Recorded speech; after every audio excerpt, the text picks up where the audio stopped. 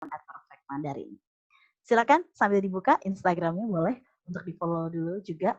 Kita lanjutkan langsung saja ke poin inti pada kegiatan webinar hari ini, yaitu adalah penyampaian materi dari Saudara Nikolai Ali Akbar. Beliau adalah seorang ketua PPI Tiongkok, Perhimpunan Pelajar Indonesia Tiongkok, yang mungkin akan menjabarkan sedikit materi tentang studi di sana, kemudian pengalaman-pengalaman yang beliau dapatkan secara langsung, karena ini informasinya didapatkan dari orang yang berpengalaman tinggal di sana secara langsung. Jadi kita langsung simak.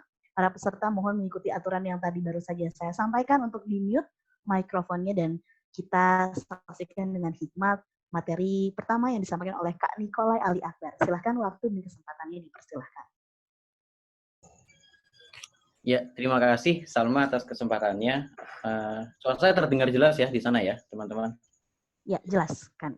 Assalamualaikum warahmatullahi wabarakatuh. Selamat malam, salam sejahtera untuk kita semua. Selamat merayakan Hari Idul Adha ya teman-teman, bagi teman-teman yang merayakan. Yang terhormat ini Pak Deka, sahabat saya dari tahun kapan ya kita udah lama kita kenal ini, udah lama kerja bareng selama di PPI Tiongkok ini juga. Kemudian ada Salma juga di sini, sempat ya bareng-bareng juga sama kita, berkarya bareng, bersinergi bareng lah di PPI Tiongkok. Dan di kesempatan kali ini sebenarnya kita pengen ngobrol santai aja teman-teman, saya dengan teman-teman ada di sini. Nanti silakan kalau misalkan teman-teman ada pertanyaan atau ada hal yang kurang jelas atau ada yang ingin ditanyakan atau ada yang ingin dikepoin gitu ya tentang studi yang ada di Tiongkok, kenapa kok kita harus milih China sekarang, kemudian hal-hal yang berkaitan dengan studi atau mahasiswa Indonesia yang ada di Tiongkok, nggak apa-apa, nanti silakan ditanyakan aja, kita saling sharing aja pada kesempatan pada malam hari ini. Ini saya izin sedikit share screen, boleh ya? Sebentar. Oke, host mungkin boleh mengizinkan saya share screen? Okay. Enggak itu sih, paling ada beberapa sedikit pemaparan sedikit lah ke teman-teman kenapa kok kita harus memilih Tiongkok sebagai pusat studi sekarang ini. Karena memang trennya yang berkembang sekarang adalah kalau di barat itu masih dikuasai oleh negara-negara barat ya, Amerika dan lain sebagainya. Tapi untuk wilayah timur ini sudah ada satu negara adidaya superpower yang muncul dari beberapa tahun belakangan ini, yaitu Tiongkok. Dan kenapa kok harus milih Tiongkok, dan juga situasi seperti apa sih studi kita teman-teman yang ada di Tiongkok ini. Mungkin kita sedikit sharing aja ke teman-teman. Ini kelihatan ya share screen-nya ya. Oke, ini maaf saya pakai waktu itu sempat ngisi materi juga, jadi pakai di sini aja, nggak masalah. Oke, sekarang gini, kenapa kok memilih Tiongkok? Di antara semua negara-negara yang lain, kenapa kok kita memilih Tiongkok? Saya, Salma, Deka, terus ada istrinya Deka juga, Suikmah, itu juga kuliah bareng-bareng gitu di Tiongkok. Kenapa kok kita pilih ke Tiongkok gitu, di antara semua negara-negara yang lain? Bahwa faktanya memang dari zaman dulu, memang Tiongkok itu sudah menjadi primadona lah, atau dalam menjadi pionir bagi perkembangan teknologi yang ada di zaman tersebut. Kalau contoh dulu itu ada dikenal the four great inventions atau 4 penemuan besar yang ada di Tiongkok gitu kan, ada kompas, ada bubuk mesiu, ada kertas, dan juga ada teknik untuk ngeprint, teknik printing percetakan. Ini 4 penemuan semacam ini itu menjadi suatu sesuatu yang sangat mahal pada waktu itu, dan menjadi titik batu lompatan lah, katakanlah, di peradaban umat manusia sampai sekarang ini. Bahkan kita kalau misalkan nggak ada kompas mungkin nggak bisa kemana-mana, kita nggak ada kertas kita nggak bisa ngapa-ngapain gitu kan, kita nggak kenal teknik percetakan segala macam, kita juga nggak ngapa-ngapain, nggak ada buku, nggak ada bacaan, nggak ada segala macam, kehidupan kita akan hampa. Dan semua penciptaan semacam ini itu didapatkan atau itu diciptakan oleh Chungko atau negara Tiongkok pada waktu itu. Nah, itu dulu. Sekarang gimana kondisinya yang ada di Tiongkok?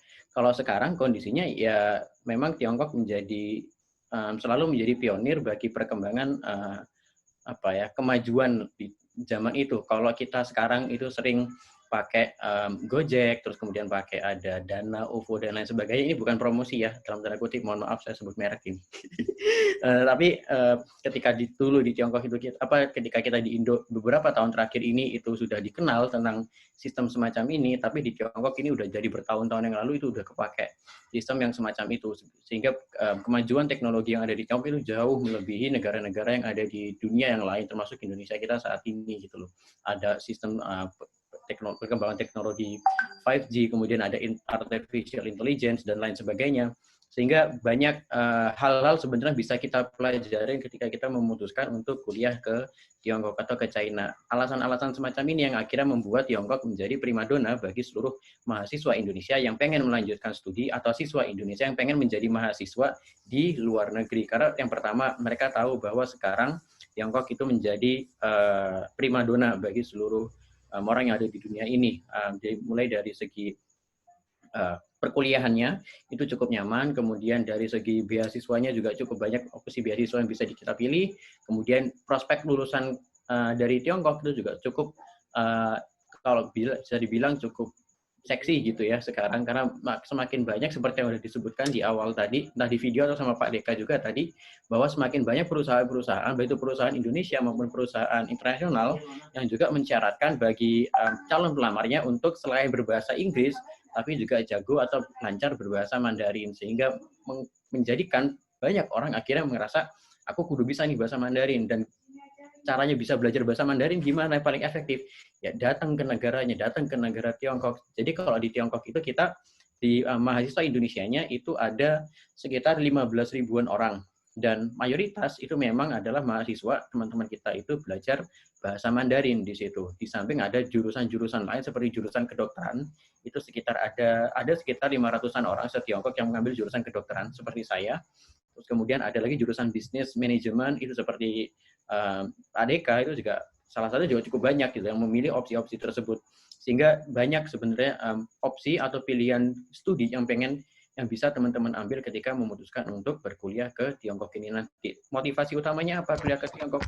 Yang paling pertama itu mengambil momentum bahwa negara Tiongkok saat ini itu menjadi negara yang cukup diminati dan sangat dibutuhkan dan bahasa Mandarin menjadi bahasa yang sangat dibutuhkan di dunia pekerjaan saat ini. Kita sering teman-teman di sini sering dapat share-share di grup lah lowongan pekerjaan segala macam, ketika dicek syaratnya bisa berbahasa Inggris dan minimal berbahasa Mandarin. Selalu seperti itu sekarang kebanyakan, sehingga itu menjadi potensi yang luar biasa bagi kita kalau misalkan kita emang pengen mengembangkan diri kita lebih jauh lagi nanti ke depannya. Berbahasa Mandarin itu menjadi modal utama. Kalau dulu cukup bahasa Inggris aja mungkin ya, jadi udah bisa kemana-mana gitu. Tapi kan sekarang hitungannya bahasa Inggris juga penting, memang masih penting, tapi juga cukup banyak dan masih banyak orang yang jago bahasa Inggris. Bahkan anak kecil pun juga lebih jago bahasa Inggris dari kita mungkinnya beberapa kali ini. Terus apa nih nilai lebih yang bisa kita tawarkan? Nilai lebih yang bisa kita itu, ya berbahasa Mandarin itu sendiri gitu loh. Nah kita, teman-teman yang mahasiswa Indonesia yang ada di Tiongkok, itu sebenarnya untuk perkuliahan itu terbagi menjadi dua tipe perkuliahan. Ada yang memang menggunakan bahasa Inggris, dan juga yang memang menggunakan bahasa Mandarin. Nah, bagi yang memang menggunakan bahasa Mandarin, itu di beberapa kampus saat ini itu memang ada yang mensyaratkan untuk ada sertifikasi bahasanya dulu. Ibaratnya kalau bahasa Inggris itu kan ada TOEFL atau IELTS sebagai sertifikasi bahasanya.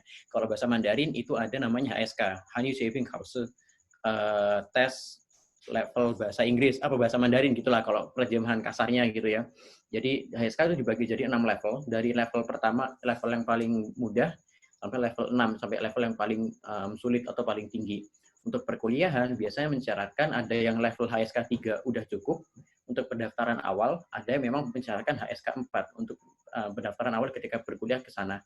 Karena memang ketika kita menggunakan berkuliah dan berbahasa Mandarin, itu full kita berbahasa Mandarin semua memang, dan kita gabung kelas dengan teman-teman mahasiswa lokal Chinese yang ada di sana, dan mau tidak mau juga harus mengikuti ritme bekerja mereka, ritme belajar mereka, dan juga pola pembelajaran yang ada di perkuliahan dengan berbahasa Mandarin itu. Sehingga modal awal berbahasa Mandarin sebelum berangkat ke Tiongkok itu menjadi satu aset yang sangat luar biasa bagi teman-teman. Walaupun ketika misalkan nanti teman-teman nggak bisa bahasa Mandarin, datang nih kuliah ke Tiongkok, dia sama sekali nol banget. Kayak saya dan beberapa teman saya waktu itu masih akan ada pembelajaran selama 1 tahun untuk belajar bahasa Mandarin. Jadi kayak dikasih waktu nih 1 tahun buat belajar dulu. Silakan mempelajari segala macam, nanti di akhir tahun itu akan ada tesnya. Kalau lulus tesnya, teman-teman bisa langsung lanjut ke perkuliahan. Kalau misalkan enggak, ya udah nggak bisa lanjut ke perkuliahan, silakan entah pulang atau tetap lanjut lagi perkuliahannya di bahasa itu sendiri sampai lolos tes bahasanya.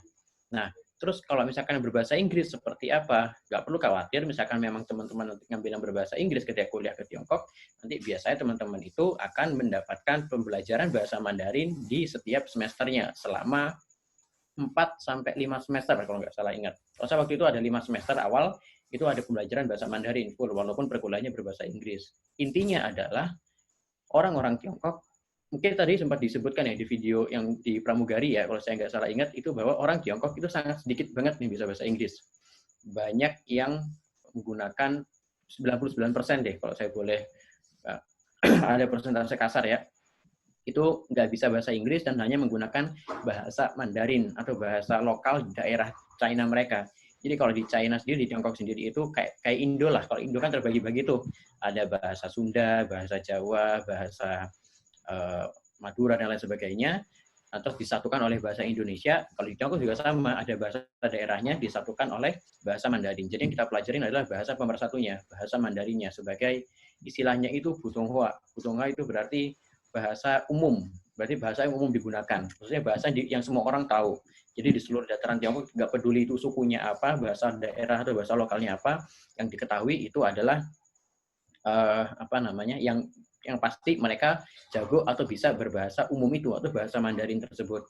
Jadi teman-teman kita yang kuliah di Tiongkok, saya dan teman-teman yang lain itu ada 2 skema perkuliahan yang ada di situ. Bisa menggunakan bahasa Mandarin full, bisa menggunakan bahasa Inggris full. Terus biasanya kita ngapain aja sih kalau di sana gitu ya? Kalau misalnya teman-teman bertanya-tanya, sebenarnya aktivitas mahasiswa yang ada di sana itu selain aktivitas perkuliahan, mereka juga kadang ada aktif di kegiatan-kegiatan yang ada di kampus, karena setiap kampus itu selalu ada kegiatan semacam culture festival atau perkenalan kebudayaan Indonesia ke rekan-rekan mahasiswa asing dan mahasiswa yang ada di Tiongkok, begitu pula sebaliknya. Dan di setiap kampus itu biasanya ada ada kegiatan semacam ini. Intinya ada kegiatan-kegiatan yang meningkatkan perkenalan dan juga kolaborasi antara mahasiswa Indonesia dengan mahasiswa asing, atau antara mahasiswa Indonesia dengan mahasiswa lokal yang ada di Tiongkok. Maksudnya orang China-nya sendiri, orang lokal China sendiri gitu ya. Jadi di setiap kampus itu selalu ada kegiatan semacam itu. Jadi sebenarnya semakin meningkatkan kemampuan kita untuk berbahasa Mandarin lagi. Yang pertama komunikasi, karena mau nggak mau kalau komunikasi sama orang Chinese, orang lokal yang ada di sana, maksudnya itu pasti pakai bahasa Mandarin. Mereka sedikit banget yang bisa bahasa Inggris. Kalaupun ada yang bisa bahasa Inggris, pronunciation-nya nggak sebagus kita sebenarnya. Jadi kayak mau nggak mau memang ya harus belajar bahasa Mandarin gitu kan. Pertama kali datang ya juga pakai bahasa tubuh, pakai cekenake itu doang, ini itu segala macam. Tapi ketika sebulan, 2 bulan, 3 bulan, bahkan 1 semester ada di sana pun juga udah aman kok, udah bisa belajar menggunakan bahasa Mandarin dan berkomunikasi dengan bahasa Mandarin dengan lancar. Selain itu, kita di sana itu juga ada sebuah wadah bagi mahasiswa Indonesia, sebuah organisasi yang bernama Perhimpunan Pelajar Indonesia atau PPI Tiongkok. Nah, ini kita adanya buat apa sih? Pelajar Indonesia yang ada di Tiongkok itu kan ada 15.000 nih. Itu di seluruh penjuru Tiongkok.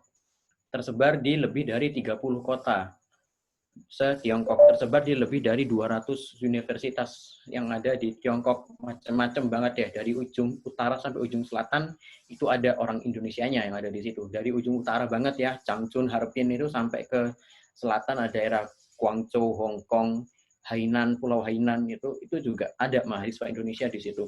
Ini kalau teman-teman tidak terangkul dengan baik, otomatis kalau ada amit-amit nih, kalau ada apa-apa akan sulit kita handle-nya gitu kan, akan sulit teman-teman untuk beradaptasi selama perkuliahan yang ada di sana, akan sulit teman-teman untuk berkomunikasi selama di sana, misalkan kangen rumah segala macam juga seperti apa.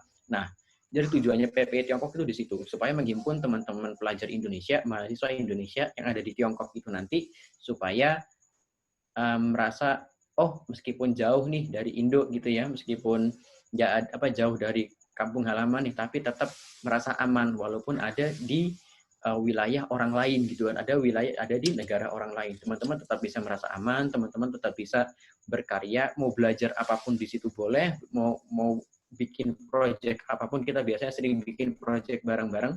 Nah, itu project yang ada di Tiongkoknya, seperti bakti sosial untuk orang-orang yang ada di sana ya, yang ada di Tiongkok, ke panti asuhan yang ada di China, kemudian melakukan donor darah dan lain sebagainya, mengadakan culture festival untuk memperkenalkan kebudayaan Indonesia yang ada di Tiongkok. Begitu pula dengan proyek-proyek atau kegiatan-kegiatan yang ada di Indonesia, seperti kita melakukan bakti sosial ataupun ekspedisi ke pedesaan-pedesaan, ke daerah-daerah terpencil yang ada di Indonesia ini. Jadi fungsi utama dari PPI Tiongkok itu adalah untuk merangkul dan mewadahi seluruh teman-teman pelajar Indonesia yang ada di Tiongkok supaya teman-teman juga selama ada di sana itu merasa aman. Nah, kaitannya apa PPI Tiongkok dengan kebutuhan kita dalam berbahasa Mandarin dalam konteks profesional? Ini ada kaitannya sebenarnya. Dalam artian gini, karena memang dari PPI Tiongkok ini sendiri kita itu ingin merangkul dan mewadahi teman-teman pelajar Indonesia yang ada di Tiongkok, yang ada di China. Namanya merangkul pelajar, otomatis namanya organisasi pelajar ya, organisasi mahasiswa, otomatis berfungsi utamanya di mana? Belajar kan, untuk supaya teman-teman bisa mengembangkan kemampuan akademisnya maupun non-akademisnya. Nah, di Tiongkok sendiri, teman-teman yang ada di sana itu juga sering sebenarnya di beberapa kota ya, itu mengadakan belajar bareng lah bahasa Mandarin selama di sana. Utamanya buat teman-teman yang baru masuk nih, baru datang ke Tiongkok, terus nggak tahu apa-apa, blank bahasa Mandarinnya gitu ya. Kita nggak tahu nih kudu ngapain gitu kan. Kudu belajar apa, kudu apa, nggak bisa ngomong segala macam. Itu teman-teman PPI Tiongkok biasanya yang ikut bantu, ikut handle teman-teman yang baru datang itu supaya bisa beradaptasi dengan baik, utamanya di dalam konteks bahasa. Selain itu, kita juga sering memperkenalkan kampus-kampus dan jalur studi di Tiongkok kepada teman-teman yang ada di Indonesia. Sehingga teman-teman yang ada di Indonesia juga tahu nih kampus yang ada di Tiongkok seperti apa, syaratnya apa, cara daftarnya segala macam seperti apa, sehingga informasi yang akurat tentang pelajar atau tentang belajar di Tiongkok ke teman-teman yang kita yang ada di Indonesia itu bisa lebih tersampaikan maksudnya. Kemudian kita juga ada merangkul alumni-alumni kita yang baru lulus nih tahun ini, dan kita adakan kerjasama dengan beberapa perusahaan yang ada di Indonesia maupun yang ada di Tiongkok untuk rekrutmen lah bagi teman-teman yang baru lulus ini supaya bisa dapat pekerjaan ketika setelah selesai lulus. Dan memang ketika kita ngecek nih kebutuhan dari perusahaan-perusahaan yang bekerja sama dengan kita, biasanya mereka selalu mensyaratkan, kenapa kok mereka cari lulusan Tiongkok sih? Kenapa kok mereka nggak cari lulusan Singapura gitu ya? NTU, NUS kan juga keren tuh kampusnya. Kenapa nggak cari lulusan Jepang gitu misalkan? Kan itu juga keren tuh kampus-kampus yang ada di sana dengan standarnya juga keren di sana. Kenapa kok mereka spesifik itu minta lulusan Tiongkok?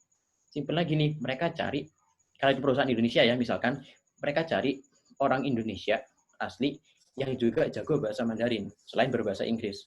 Kenapa? Karena sekarang banyak perusahaan-perusahaan Tiongkok, mungkin nanti dari sesinya Pak Deka bisa menjelaskan lebih lanjut ya tentang ini. Banyak sekarang perusahaan yang bekerja sama lah atau berinvestasi lah di Indonesia memang, dan mereka pasti butuh pekerja.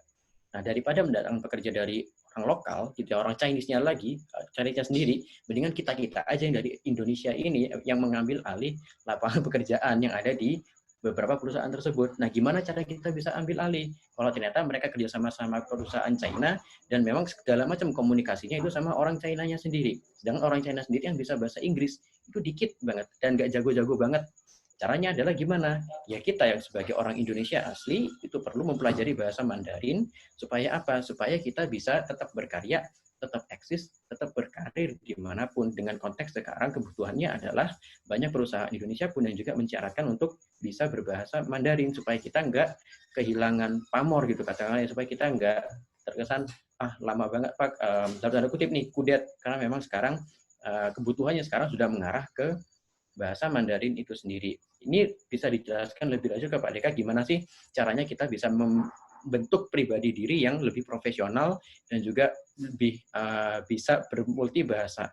Karena intinya adalah teman-teman, bahasa itu kalau saya bilang sebagai jembatan lah. Gak peduli seberapa jago teman-teman di bidang IT atau di bidang apapun gitu ya misalkan ya. Tapi misalkan teman-teman kurang bisa menyampaikan maksud teman-teman di sini kurang bisa mengekspresikan gagasan teman-teman karena ada keterbatasan bahasa itu sendiri, utamanya sekarang lebih bergeser kepada kebutuhan tentang bahasa Mandarin itu, ya segala macam ekspertisnya bisa terbuang percuma kan gitu loh. Jadi bagaimana caranya kita bisa memperkenalkan diri kita, menampilkan diri kita, dan berkomunikasi dengan lain dengan menguasai banyak bahasa penting yang sekarang sedang dibutuhkan di dunia.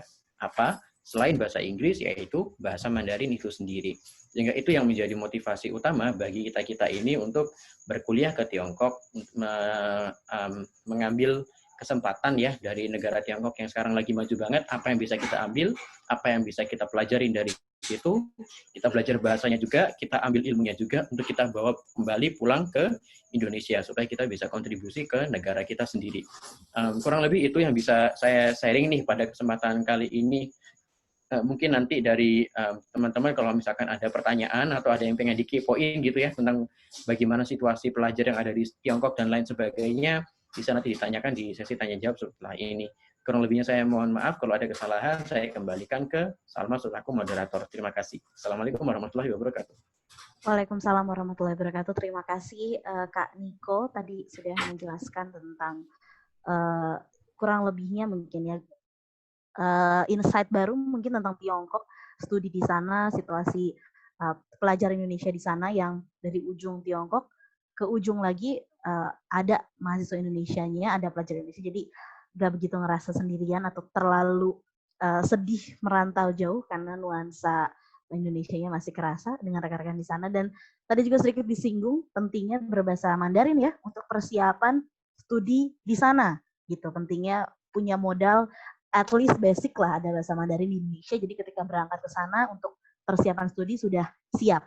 Nah, untuk selanjutnya kira-kira apakah persiapan berbahasa Mandarin ini tidak hanya studi, apakah juga perlu disiapkan bisa berbahasa Mandarin untuk masuk ke jenjang pekerjaan atau mungkin tentang mencari jejak karir ya, menempuh jejak karir yang lebih tinggi, apakah diperlukan bahasa Mandarin? Kita akan kupas di materi kedua. Di sini juga sudah standby ada Pak Bagas Dika Kurtianto yang akan menyampaikan materi kedua. Jadi silakan mungkin rekan-rekan saya ingatkan kembali untuk mematikan mikrofonnya sejenak ketika webinar berlangsung. Jadi mari kita saksikan dengan hikmat materi kedua dari Bapak Bagas Dika Kurtianto. Untuk waktu dan kesempatannya dipersilahkan. OK，selamat malam semuanya，大家晚上好。我的名字叫贝德卡，宝贝的贝，德国的德，卡车的卡。贝是那个宝贝的贝，德呢是德国的德，卡车卡是卡车的卡。这个名字呢是我自己想出来的，是我自己起的名字。Ini nama yang Bedeka ini nama Mandarin yang saya bikin sendiri di tahun 2002 ketika saya pertama kali ke Tiongkok dan first day of school, guru saya di saat itu saya masih SD, beliau menanyakan, kamu ada nama Mandarin nggak? 你有中文名字吗？我说不好意思，belum bisa Mandarin ya, I don't have any Chinese name. Akhirnya coba kamu belajar nama kamu tuh mirip kata-kata apa, huruf apa, kosakata apa. Akhirnya saya menentukan nama Mandarin saya namanya Pei Deka, yang sekarang saya sering dipanggil namanya Xiao Pei. So, materi saya adalah bisa bahasa Mandarin, bisa survive di mana saja. Ini benar-benar saya merasakan sendiri ketika saya bisa menguasai bahasa Mandarin. Akhirnya saya bisa menyatakan bahwa kalau kamu bisa bahasa Mandarin ke dunia, ke negara manapun, kamu tidak akan nyasar, istilah kasarnya ya. 学会中文走遍天下都不怕 ，OK？ 好，那我们接下来呢，pertama ini cuma promosi, bukan promosi ya, perkenalan diri, karena nanti materi saya akan ngikutin aluran ini. 2002 saya ikut orang tua saya di masa kecil ke Guangzhou belajar bahasa, lalu saya pindah ke Beijing Fangcaodi Xiaoxue, di Beijing Fangcaodi Primary School, dan saya berangkat ke Wusu Wuzhong di Beijing Wusu Wuzhong, Beijing 55 Middle School, dan 2010 saya pindah ke Shanghai Jincai International Division, Shanghai Jincai Zhongxue. Terus alhamdulillah saya terpilih, saya diberikan rezeki untuk UNIF di Shanghai University of Finance and Economy, Shanghai Caijing Daxue, dan terakhir saya juga menyelesaikan S2 saya di Shanghai University of Finance and Economy. Dan saya pernah ikut organisasi seperti Pak Niko juga, saya pernah join di PPI Tiongkok juga untuk berkontribusi untuk negara melalui organisasi kemahasiswaan, dengan arti saya masuk ke beberapa organisasi, termasuk PPI Tiongkok juga. Dan sekarang saya punya perusahaan sendiri yang bernama PT DK Hikmah Karya, dan juga Perfect Mandarin selaku anak perusahaannya. Kita dulu bergerak di bidang pariwisata di Genwi Tiongkok, Generasi Warung Indonesia, di bawahnya Kementerian Pariwisata. Untuk achievement, sementara S2 saya diberikan scholarship, diberikan beasiswa yang bernama China Government Scholarship, dan saya sudah meraih HSK 6 dengan nilai 295. Dan saya juga sudah lolos di Business Chinese Test. Oke, kita masuk ke materi. Pertama adalah chapter 1, saya akan memberikan materi dengan cerita saya pribadi. Chapter 1 adalah Yangcheng, Guangzhou. Yangcheng, Guangzhou apa itu? Yangcheng adalah kota kambing, ya, Yangcheng. Nama Yangcheng itu adalah ikonnya Guangzhou, karena kalau misalnya di Surabaya ada suro dan buaya, jadi Surabaya. Jadi kan dia ada hiu dan buaya. Kalau di Guangzhou ikonnya adalah kambing, ya. Jadi namanya Yangcheng Guangzhou. 2002 saya ikut orang tua saya ke Guangzhou di musim dingin, saya masih ingat sekali. Saat itu saya baru 8 tahun, masih anak SD lah istilahnya. Dengan tidak tahu apapun, saya diajak orang tua ke sana dikarenakan pekerjaan orang tua saya. Ketika saya baru nyampe di sana, benar-benar itu, menurut saya itu adalah sebuah challenge baru, karena lingkungannya sangat baru, semuanya baru. Saya tidak bisa bahasa Mandarin.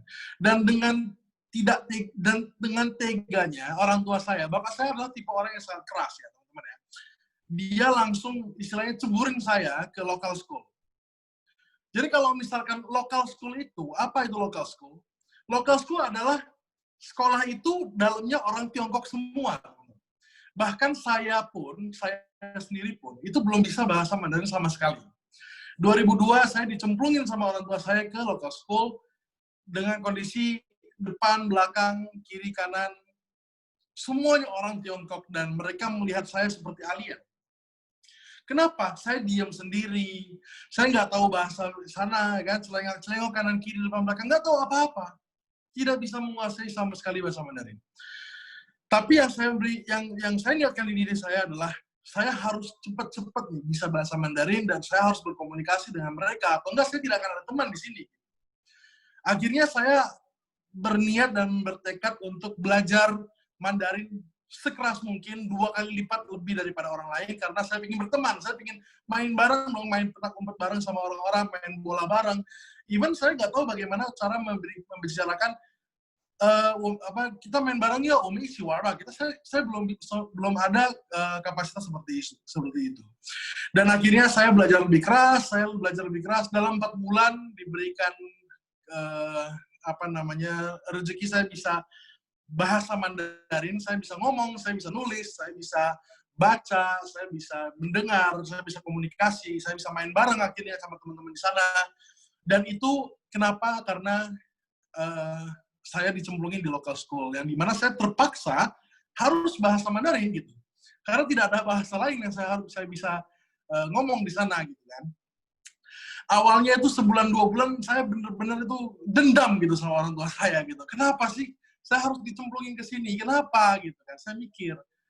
Tapi ketika saya sudah bisa bahasa Mandarin, punya banyak teman, dan alhamdulillah itu menjadi sebuah skill buat saya. Akhirnya di tahun 2002 ke 2006 saya dipindah ke Beijing. Dari chapter 2 saya pindah ke Beijing. Di Beijing saya sudah SD kelas 4, dan ketika saya dimasukin ke international school, alhamdulillah bukan di local school lagi, tapi ketika saya masuk ke international school, teman-teman, dan semua orang di dalam kelas itu, mereka semuanya itu bahasa Mandarinnya masih amatir, dengan arti masih pemula lah istilahnya gitu. Tapi karena saya udah pengalaman 2 tahun di local school yang sekitar saya orang China semua, dan saya sendiri orang Indonesia, dan akhirnya saya bisa bahasa Mandarin lebih dari teman-teman saya di Beijing. Yang dimana teman-teman di Beijing itu menyelesaikan soal-soal Mandarin, saya merasa ini kan soal kelas 1 gitu. Kenapa kelas 4 baru belajar? Jadi ada keunggulan ketika saya di masa kecil itu udah ada merasa keunggulan. di dalam kelas itu saya bisa melakukan bahasa Mandarin lebih banyak. Dan akhirnya di Beijing itu, di Beijing Fangcaoti Primary School dan juga Beijing 55 Middle School SMP, saya selalu diberi kesempatan sama guru untuk ngikutin lomba-lomba Mandarin, lomba-lomba untuk mempromosikan Indonesia, lomba-lomba untuk puisi dan sebagainya.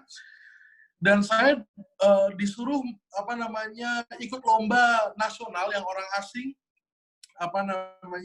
bisa bersatu dan lomba untuk Mandarin. Dan alhamdulillah saya bisa masuk ke TV di saat itu, zaman 2004, 2005. Itu keunggulan kita ketika kita di masa kecil, saya masa kecil, Mandarin sudah menjadi keunggulan. Mandarin sudah menjadi skill saya, menjadi alat saya untuk bisa lebih outstanding daripada orang lain, bisa lebih dilihat sama sekolah daripada orang lain. Dan saya mengalami 5 tahun di Beijing. Akhirnya 2010 saya pindah ke kota yang saya paling lama di situ, yaitu kota Shanghai. Di Shanghai saya masuk ke intraschool yang bernama Jincai Zhongxue, Shanghai Jincai Zhongxue, Shanghai Jincai International Division, International High School. Juga sama dengan nanti dengan pengalaman saya di Beijing. Beijing itu adalah tempat yang dimana Mandarinnya paling Mandarin, guys ya, paling Mandarin. Karena itu ibu kota, logatnya mereka paling cuma Erhuayin. Erhuayin itu misalkan kalau misalnya kita ngomong Beijing人itu 喜欢比如说他们的儿化音很重，他们喜欢用儿化音， mereka suka ngomong pakai gitu. 吃饭了没有啊？你吃了没有？ misalnya gitu kan. Mereka lebih lidahnya lebih muter-muter lah gitu. Dan itu Mandarin sebenarnya kalau mau belajar lebih asli. Itu di Beijing. Ya kan? Akhirnya ketika saya masuk ke Shanghai, masuk ke international school, orang-orang pada kaget gitu. Ini orang China atau orang Indonesia ya, kata dia kan. Ini orang China atau orang asing gitu. Ketika saya masuk ke dalam SMA itu. Apa ini orang Beijing ya, katanya kan. Ini nggak sosok ngambil paspor Indonesia ini kayaknya nih, kan. Akhirnya saya bilang, saya orang Indonesia, saya benar-benar orang Indonesia, cuma saya udah lama di Tiongkok. Dan ketika saya di Shanghai di SMA, saya diberikan banyak amanah seperti menjadi ketua OSIS, seperti menjadi ketua project dan sebagainya. Kenapa? Karena guru-guru di sana lebih enak berkomunikasi dengan orang yang Mandarinnya lebih bagus daripada orang lain, ya kan? Karena guru-gurunya pun bahasa Inggrisnya nggak bagus gitu. Kalau misalkan dia mau berikan tugas, coba kamu bikin acara kebudayaan misalkan gitu, atau kan bikin acara pentas seni misalnya gitu. Dia pas koordinasi kalau pakai bahasa Inggris, kemungkinan tuh nggak bisa mencapai tujuannya. Tapi karena saya bisa bahasa Mandarin, jadi gurunya lebih enak ngomong sama saya. Wah, 你中文这么好，我们一起合作吧，不然你成为我们那个印尼学生会会长吧， kamu menjadi ketua OSIS aja deh, biar kita gampang koordinasinya gitu. Di saat saya di Shanghai, itu pun keunggulannya sudah terlihat ketika saya bisa bahasa Mandarin. Di Shanghai cerita banyak, saya akhirnya tanpa ujian, saya masuk di Shanghai University of Finance and Economics, yang dimana kalau teman-teman tahu Alibaba, CEO-nya Alibaba adalah alumni dari kampus saya di Shanghai University of Finance and Economy. Sekarang di survei di Shanghai University of Finance and Economy memberikan banyak fasilitas-fasilitas yang keren. Akhirnya kampus saya menjadi kampus yang lumayan terkenal di Shanghai. Bangga banget saya bisa masuk tanpa ujian, dikarenakan nilai prestasi, diberikan rezeki untuk masuk ke dalam sana. Dan di Shanghai University of Finance and Economy saya diberikan lebih banyak lagi amanah ketika saya bisa bahasa Mandarin. Yang pertama adalah saya terpilih sebagai the President of Shanghai University of Finance and Economics, International Student Society. Jadi saya sebagai orang Indonesia bisa menjadi ketua BEM yang mewakili atau enggak memimpin orang-orang dari lebih dari 126 negara. Dan di situ saya merasa bangga karena Indonesia bisa menjadi ketuanya, yang dimana Indonesia di saat itu minoritas di kampus saya. Karena saya bisa bahasa Mandarin, saya terpilih sebagai ketua. Balik lagi, kenapa saya menjadi ketua? Karena setiap hari saya bisa berkomunikasi sama guru dengan dosen, dengan rekan, dengan rektor. Tapi teman-teman yang lain yang belum bisa bahasa Mandarin, mereka susah komunikasi. Akhirnya tidak ada komunikasi, tidak ada capernya, cari perhatiannya. Mereka tidak terlihat sama guru-guru. Dan kita yang bisa bahasa Mandarin, atau yang sering aktif bahasa Mandarin, guru-guru tuh lebih suka dengan berbicara dengan kita. Akhirnya kita terpilih sebagai ketua OSIS atau ketua BEM di sana. Dan di Shanghai, akhirnya selesai 4 tahun kuliah, S1, saya tiba-tiba diberi kesempatan sama kampus. Dia nanya gini, Bagas, dia ngomong pakai bahasa Mandarin ya, saya terjemahin pakai bahasa Indonesia. Bagas, kamu mau nggak S2 di Shanghai lagi? Mau nggak S2 di kampus kita lagi? Kita bisa ajukan beasiswa buat kamu, dia bilang gitu. Saya bilang, kenapa saya, Bu? Karena kamu prestasinya banyak di sekolah, kamu bantu kita banyak sekali. Kita bisa ngajukan surat rekomendasi, kita bisa ajukan surat-surat recommendation letter kepada CGS, China Government Scholarship Council. Akhirnya alhamdulillah saya diberi rezeki lagi, tanpa jeda saya diberikan namanya Zhongguo Zhengfu Jiangxuejin, ya. Zhongguo Zhengfu itu Chinese Government, Jiangxuejin itu adalah beasiswa. Jadi beasiswa dari Chinese Government, China Government. Dan itu benar-benar full cover, dengan arti semua uang sekolah itu gratis, uang tinggal disediain asrama yang mewah, dan setiap bulan saya diberikan 6 juta untuk uang jajan di sana. Gitu. Itu namanya beasiswa tertinggi di China yang teman-teman harus perjuangkan kalau misalkan mau S2 di sana. Namanya Zhongguo Zhengfu Jiangxuejin.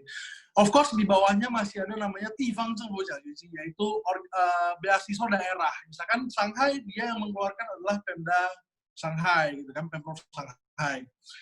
Kalau misalkan di Nanjing, dia mungkin yang keluarin adalah Nanjing atau enggak Jiangsu, gitu ya.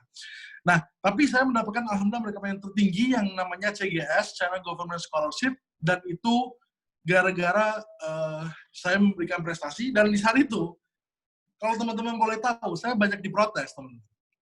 Karena kalau teman-teman sekarang udah ada yang kuliah, mungkin tahu ya, ada namanya GPA atau IP ya. IPK itu kan maksimal 4. Saya tuh di antara semua yang dapat scholarship, nilai saya tuh paling rendah. Saya bukan tipe-tipe yang suka belajar. Saya tipe yang, ya organisasi ada, main juga ada, gitu ya. IPK saya itu 3,25. Saya masih ingat 3,25 itu pas S1.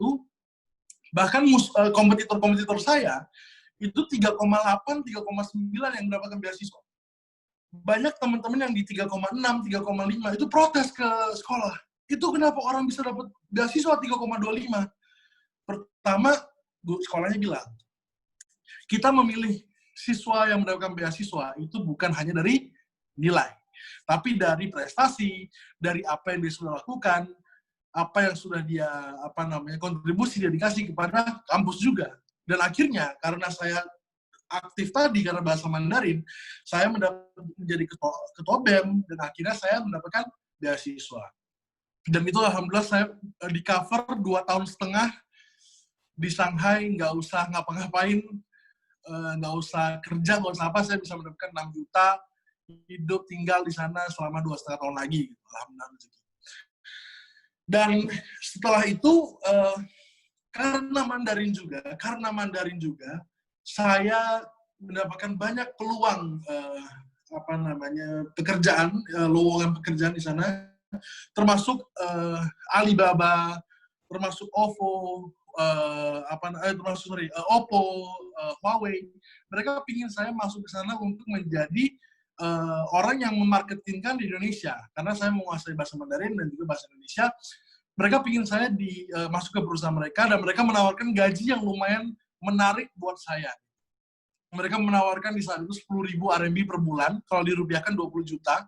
Bagi fresh graduate, bagi orang yang baru lulus S1, ditawarkan 10.000 per bulan. Itu sangat luar biasa, teman-teman sekalian.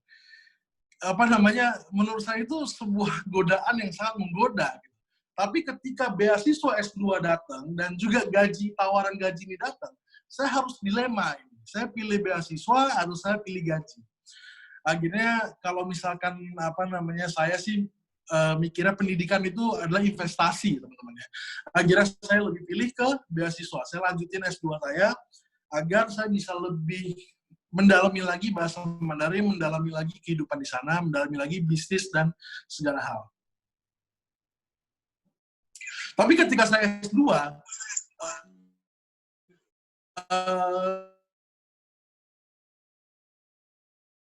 saya juga sering menjadi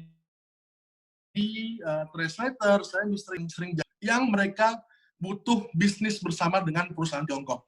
Dan di situ Mandarin saya sangat kepake, sangat berguna, karena teman-teman di sana kan nggak bisa bahasa Inggris atau bahasa Indonesia ya. Saya menjadi translator, akhirnya mereka bisa bersatu dan mereka bisa melakukan sebuah bisnis dengan mudah, dengan cara yang lebih mudah, yaitu karena ada translator seperti saya. Dan juga contohnya seperti Pemprov, dulu pernah Pemprov Jabar, Jawa Barat, pernah datang ke Tiongkok untuk melakukan kerjasama. Akhirnya saya dipanggil juga untuk menjadi translator, penerjemah, sebagai guide, untuk memberikan bantuan kepada pemerintah Tiongkok dan juga pemerintah Jawa Barat.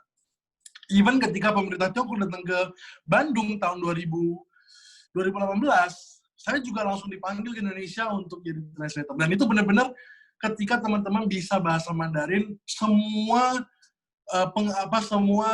pengalaman, semua opportunity, semua kesempatan itu akan datang ke teman-teman, akan datengin teman-teman nggak usah cari, nggak usah bagaimana cari-cari gitu. Dan teman saya di Sulawesi ada yang kerja di pertambangan, even dia cuma bisa bahasa Mandarin dengan level HSK 3, gajinya dia tuh udah 13 juta. Itu saya kaget juga gitu kan. Akhirnya saya bisa menimbulkan di terakhir nanti saya akan bilang bahasa Mandarin sama dengan gaji tinggi. Itu udah yang terlalu realistis ya, teman-teman. Udah terlalu realistis yang kehidupan nyata. Jadi chapter di tiga kota ini, pengalaman 3 kota ini buat saya. Oh, terakhir ada satu yang namanya Chongqing ya. Chongqing itu kota di mana saya menemukan istri saya. Gitu. Even saya menemukan istri saya pun di China, gitu, teman-teman ya. Jadi, of course istri saya itu orang Indonesia, tapi dia lagi kuliah di Chongqing, dan kebetulan saya juga lagi main ke Chongqing, ketemu, akhirnya cinlok, ya udah, gitu kan. Tapi itu saya tidak masukkan ke dalam chapter pelajaran saya, kan itu bukan belajar Mandarin, tapi belajar hidup ya. Belajar hidup ya. Oke, yang pertama adalah, baru ini fotonya ketika saya menjadi guide di Kementerian Pariwisata, ketika Kementerian Pariwisata Republik Indonesia datang ke Shanghai, saya menjadi guide dan penerjemah sekaligus. Yang pertama yang ingin saya sampaikan adalah percaya diri dan jangan takut salah, itu kunci pertama untuk belajar Mandarin. Oke. Kenapa seperti itu? Seperti cerita saya di Guangzhou. Kalau misalkan saya tidak percaya diri, kalau misalkan saya takut salah, kalau misalkan saya minder, saya tidak tahu harus bagaimana cara ngomong sama orang, saya tidak akan dalam 4 bulan itu bisa melangkahkan diri untuk belajar bahasa Mandarin. Yang dimana kita belum pernah sentuh bahasa ini, yang belum pernah menguasai bahasa ini. Dan percayalah dengan dirimu, bahwa semua orang itu punya kemampuan untuk belajar bahasa.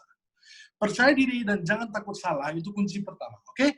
Ketika teman-teman udah mendapatkan kunci pertama, teman-teman udah bisa lanjut lagi ke tahap kedua. Ya kan? Pertama, coba ketika kita ke China, misalkan teman-teman jalan-jalan ke Tiongkok, disuruh sama temennya, coba kamu ngomong sama mas-mas itu dong, kamu ngomong sama mas-mas itu gimana nih, jalannya gimana, cara kesananya. Jangan gua lah, pasti gitu kan? Kenapa? Karena teman-teman pertama udah mengira gini, saya ngomong ke sana pasti dia nggak ngerti, saya ngomong apapun dia nggak ngerti, gitu kan? Tapi teman-teman kalau percaya diri, kalau misalnya teman-teman nggak takut salah, pakai bahasa tubuh aja bisa, gitu kan? Saya dulu 2002, ya kan, bareng sama bapak saya, ayah saya ke pasar, pingin beli telur, pingin beli ayam, itu sama sekali nggak tahu gimana cara ngomongnya. Akhirnya gimana? Bahasa tubuh, ya kan? Akhirnya bahasa tubuh. Ya saya susah lah mempraktekkan kalau di webinar. Intinya aku pakai bahasa tubuh. Dan itu harus punya kepercayaan diri. Oke? Itu yang pertama. Kedua adalah mencari cara belajar yang benar. Paksakan dirimu untuk bicara dengan bahasa Mandarin, karena Mandarin bukan hafalan. Kalau teman-teman merasa Mandarin itu harus dihafal, baik hafal kosakata harus dihafal. Itu salah, teman-teman. Ya, bahasa Mandarin itu bukan dihafal, tapi diomongin terus. Teman-teman, kalau misalkan punya teman-teman yang sesama belajar bahasa Mandarin, coba setiap hari video call pakai bahasa Mandarin. Sebisa kalian mungkin. Misalkan, aku cuma bisa ngomong ni hao, xie xie, wo ai ni. Maka ngomong aja. Ni hao Salma, wo jiao Bagas, wo ai ni. Ya, of course jangan wo ai Salma ya, kasihan nanti istriku di sebelah ini, nanti bisa marah dia.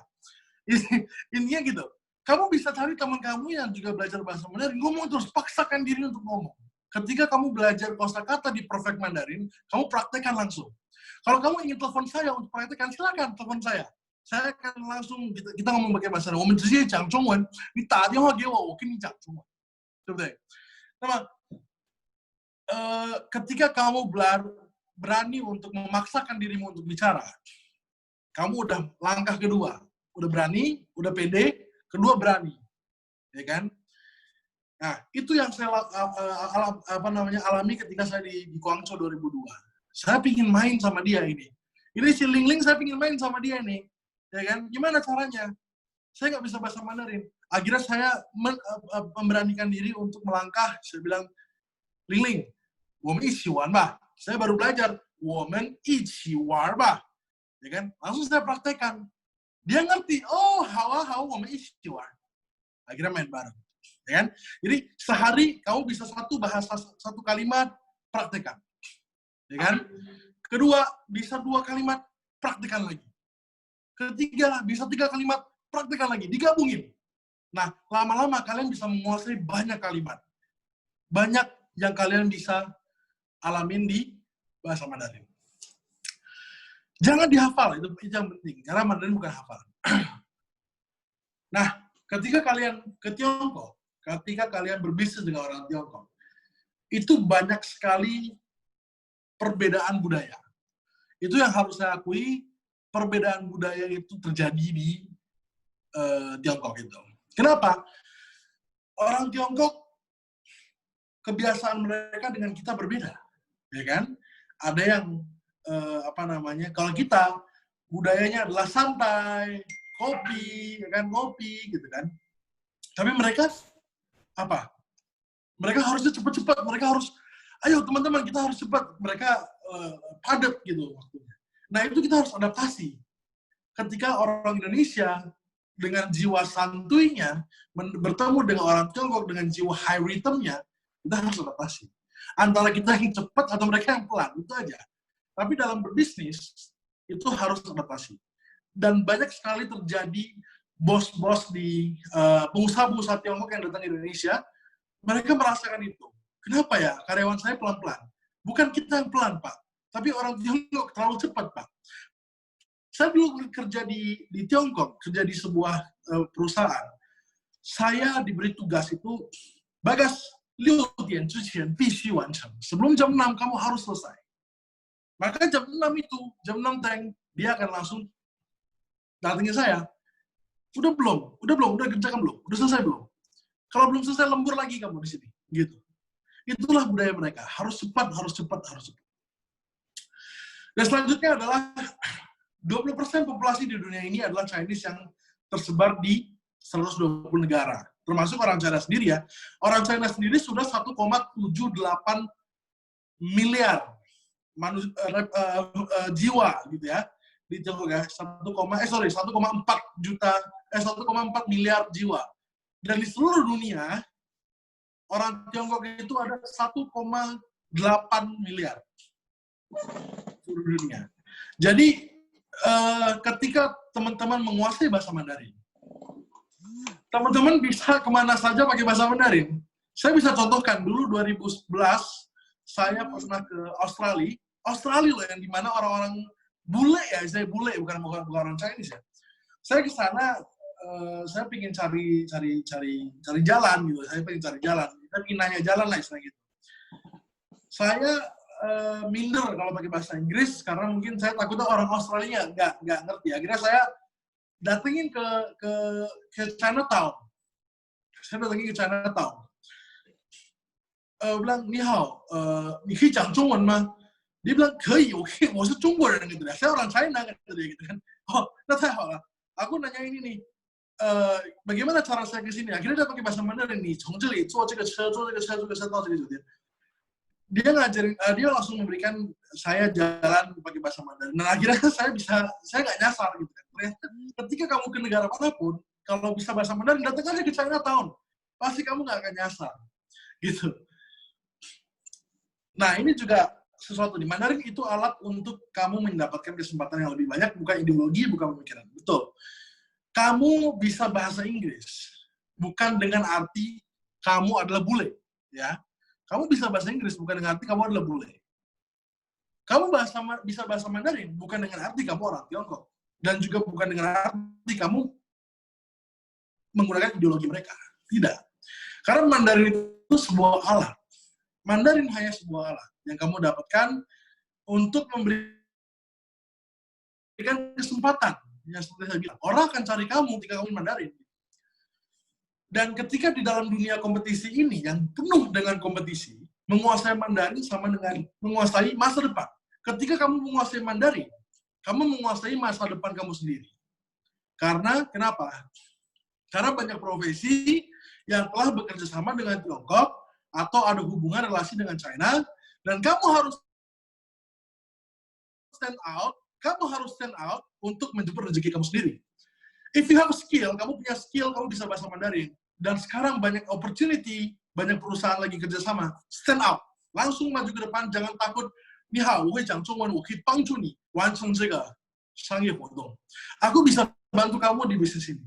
Aku bisa bahasa Mandarin, aku bisa bantu kalian. Gitu ya. Ya. Oke. Dan jangan bilang, nanti aja lah, tunggu saya settle lah, tunggu corona lah, tunggu apalah. Belajar itu bisa online, teman-teman. Ya, tidak akan berhasil kalau kalian tidak mulai dari sekarang. Oke? So, 始于足下, apa itu artinya 始于足下? Dimulai dari kaki. Dimulai dari sekarang. Oke? Dimulai dari sekarang. Oke, ini kenapa tanda tanya? Saya pingin saya tidak ingin memberikan statement, tapi mungkin sebuah ide saja, ya, opini. Mandarin sama dengan gaji tinggi. Mandarin sama dengan gaji tinggi. Ketika kamu menguasai Mandarin, nilai kamu akan lebih tinggi, ya kan? Teman-teman perusahaan akan melihat kamu, oke, 这个人会讲中文，这个人会讲印尼话，这个人会讲英文. Orang ini bisa 3 bahasa, bisa bahasa Indonesia, Mandarin, dan Inggris. Value-nya lebih tinggi. Dan ketika dia kita lagi melakukan bisnis, orang ini bisa stand up untuk membantu kita. So, Mandarin mungkin sama dengan gaji tinggi. Jangan minder belajar Hanzi. Belajar Hanzi itu tulisan Mandarin ya, Hanzi. Walaupun susah. Karena orang Tiongkok pun masih banyak yang tidak bisa baca semuanya. Karena Hanzi itu banyak sekali, guys, teman-teman. Kalian bisa ngelihat Instagramnya Perfect Mandarin. Saya pernah memberikan satu materi bahwa tulisan Hanzi yang susah dibaca, itu banyak orang Tiongkok pun nggak tahu itu bagaimana cara bacanya. Oke? Dan yang terakhir adalah budaya Tiongkok sangat rumit. Budaya Tiongkok itu sangat rumit, teman-teman. Bukan segampangnya kayak mereka seperti ini. Ini seperti itu, sangat rumit. 5.000 tahun, 5,000 年 文化 国大精神, oke, 国大精神. 5.000 tahun budayanya. Jadi sangat rumit, tidak mudah. Dalam dunia bisnis pun mereka juga punya etika bisnis yang dimana namanya Zhongguo Li. Namanya Zhongguo Li itu adalah etika Tiongkok. Ya. Etika bisnis namanya Shangwu Li, Zhongguo Shangwu Li. Seperti bagaimana cara minum teh, bagaimana cara minum kopi bersama, bagaimana cara ketika kita ngedeal sama orang, cara duduknya, siapa duduk duluan, siapa duduk terakhir, itu semuanya ada etika bisnis yang dalam satu buku. Jadi, kalau misalkan ingin berbisnis, tidak cukup kamu bisa bahasa saja, juga harus belajar etika bisnis dan juga etika Tiongkoknya, gitu. Zhongguo Li, oke? Oke, dan mungkin itu saja materi saya, nanti kita bisa lanjut ditanya jawab ya teman-teman ya. Tapi inti dari saya adalah Mandarin itu banyak keunggulannya, banyak yang teman-teman bisa garap, dan saya yakin teman-teman bisa menjadi profesional sangat unggul ya. Dan jangan lupa teman-teman follow terus Perfect Mandarin karena banyak banget materi-materi yang kita akan keluarin yang unik-unik. Kita mungkin nggak akan keluarin yang simple, yang ni, wo, ta, woman, ta de, tamen de, misalnya gitu. Kita lebih hal-hal yang unik yang teman-teman mungkin nggak bisa dapat di tempat lain, tapi teman-teman bisa dapat di Perfect Mandarin. Jadi teman-teman kalau misalkan ada pertanyaan, nanti langsung chat aja, nanti akan di-filter sama-sama. Kita akan ketemu lagi nanti. Oke, terima kasih Salma. Oke, terima kasih Bang Bagas Deka sama materinya yang kita dapat kesimpulannya bisa Mandarin sama dengan gaji tinggi.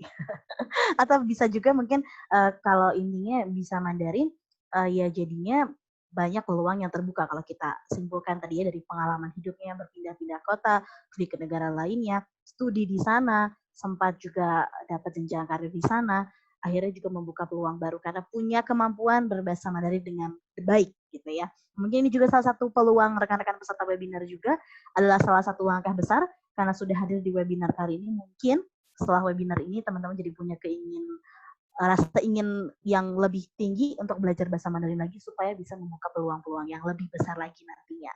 Sebelum di sesi tanya jawab, kalau teman-teman punya beberapa pertanyaan dan tadi saya lihat juga di kolom chat Zoom sudah ramai beberapa pertanyaan, tapi sebelumnya saya mau notice dulu nih soal absensi karena tadi juga ramai dipertanyakan gimana cara absensinya.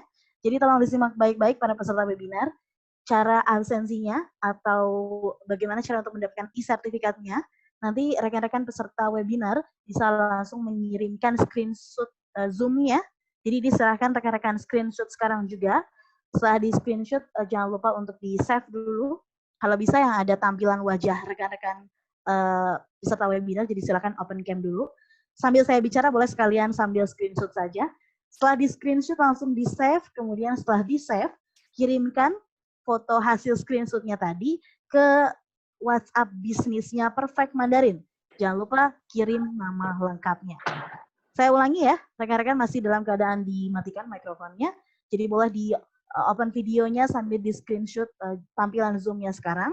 Setelah di-save hasil screenshot dari tampilan Zoom-nya, boleh langsung dikirimkan ke WhatsApp bisnisnya Perfect Mandarin. Jangan lupa untuk dikasih nama lengkapnya. Seperti itu ya. Kalau misalnya sudah, atau masih sambil screenshot, yang baru bergabung, tadi saya lihat memang ada penambahan di tengah-tengah materi. Mudah-mudahan rekan-rekan bisa mendengarkan dari awal ya. Ada 151 orang tadi hasil rekapannya, jadi silakan untuk di screenshot, lalu dikirimkan ke WhatsApp bisnis account-nya, gitu ya. Oke. Kalau begitu kita bisa langsung lanjutkan ke sesi selanjutnya, ada sesi tanya-jawab. Sesuai dengan aturan tadi yang Salma sampaikan di awal, bahwa rekan-rekan boleh raise hand, mengaktifkan fitur raise hand-nya bagi yang ingin bertanya. Nanti mungkin saya atau teman-teman panitia lainnya bisa notice beberapa rekan-rekan yang mau bertanya. Sama. Setelah raise hand. Maaf. Ya. Jadi gini teman-teman sekalian, bukan di grup ya teman-teman ya, bukan di grup. Karena kalau grup kan kita kan nggak bisa semua orang jadi keganggu. Jadi teman-teman langsung DM ke official WeChat-nya Perfect Mandarin.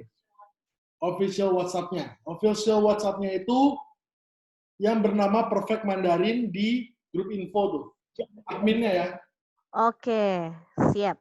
Terima kasih Bang Bagas. Jangan di grup ya, di personal message boleh di recall aja kalau misalnya biar nggak penuh di delete web message-nya. Jadi di grup mungkin rekan-rekan peserta webinar tergabung di dalam grup Perfect Webinar. Di sana ada kontaknya, bisnis account-nya Perfect Mandarin. Nah, silakan kirim hasil screenshot-nya atau fotonya di personal message pada kontak tersebut ya. Jadi tolong jangan di grup, karena kalau di grup takutnya juga nanti penuh, nggak ke notice. Lebih baik di personal message aja, jangan lupa cantumkan nama lengkap. Jangan sampai typo karena untuk penulisan di e-sertifikat juga.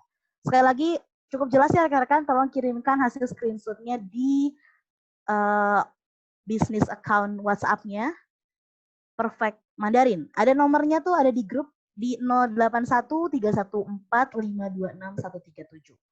Kirimkan screenshot-nya untuk kelengkapan e-sertifikat ya, untuk kebutuhan e-sertifikat. Oke, terima kasih rekan-rekan, kita mari lanjutkan ke sesi selanjutnya, itu ada sesi tanya jawab.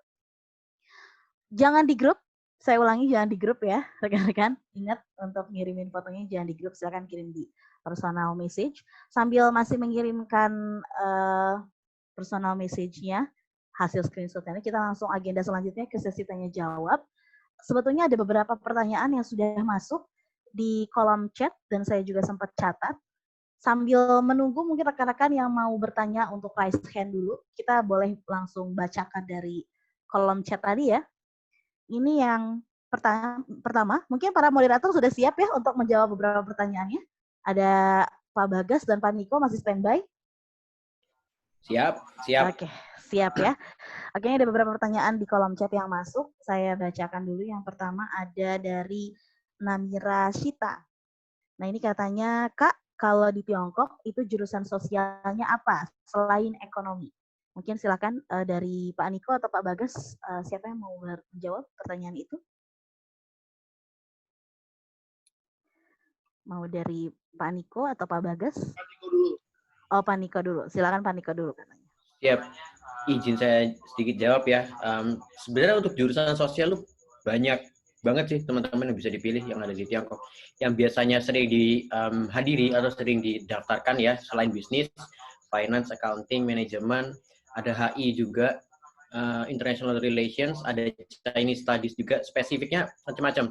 Ada yang international relations yang umum, ada yang memang spesifik Chinese studies, ada yang memang kalau nggak salah ada jurusan, kalau di bahasa Indonesianya itu sosiologi dan studi agama. Kalau nggak salah ada salah satu mahasiswa kita di kota Hefei, di Anhui lebih tepatnya, itu juga belajar di sini gitu. Selain itu ada yang sering dipakai itu sih di teman-teman, kalau nggak HI, international relations, politik itu juga banyak. Satu aja. Ya, ada yang bisa dibantu? Ya, bisa dilanjut aja, mungkin nggak sengaja. Oh iya, Iya. nggak apa-apa. Itu sih, international relations cukup banyak, politik itu juga cukup banyak, Chinese studies, teman-teman S2, S3 itu banyak yang mengambil Chinese studies. Untuk di bagian sosial itu yang bisa kita didaftarkan, dan cukup banyak mahasiswa Indonesia yang di Tiongkok gitu. Mungkin Pak Dika ada yang mau nambahin Pak, yang kekurangan barangkali ada lagi nggak Pak yang lewatin ini jurusan-jurusannya? Oke, untuk jurusan sosial, saya boleh promosi ya, jurusan saya sendiri. Namanya Master of Public Administration. Jadi namanya Kungkung Kualisi. Itu adalah ilmu yang memberikan ilmu tentang bagaimana untuk memanage publik. Dan di situ ada etika publik, ada mengurus sosial, non-government organization, kayak misalkan LSM ya, dan juga tentang NGO, termasuk juga hal-hal sosial, kayak misalkan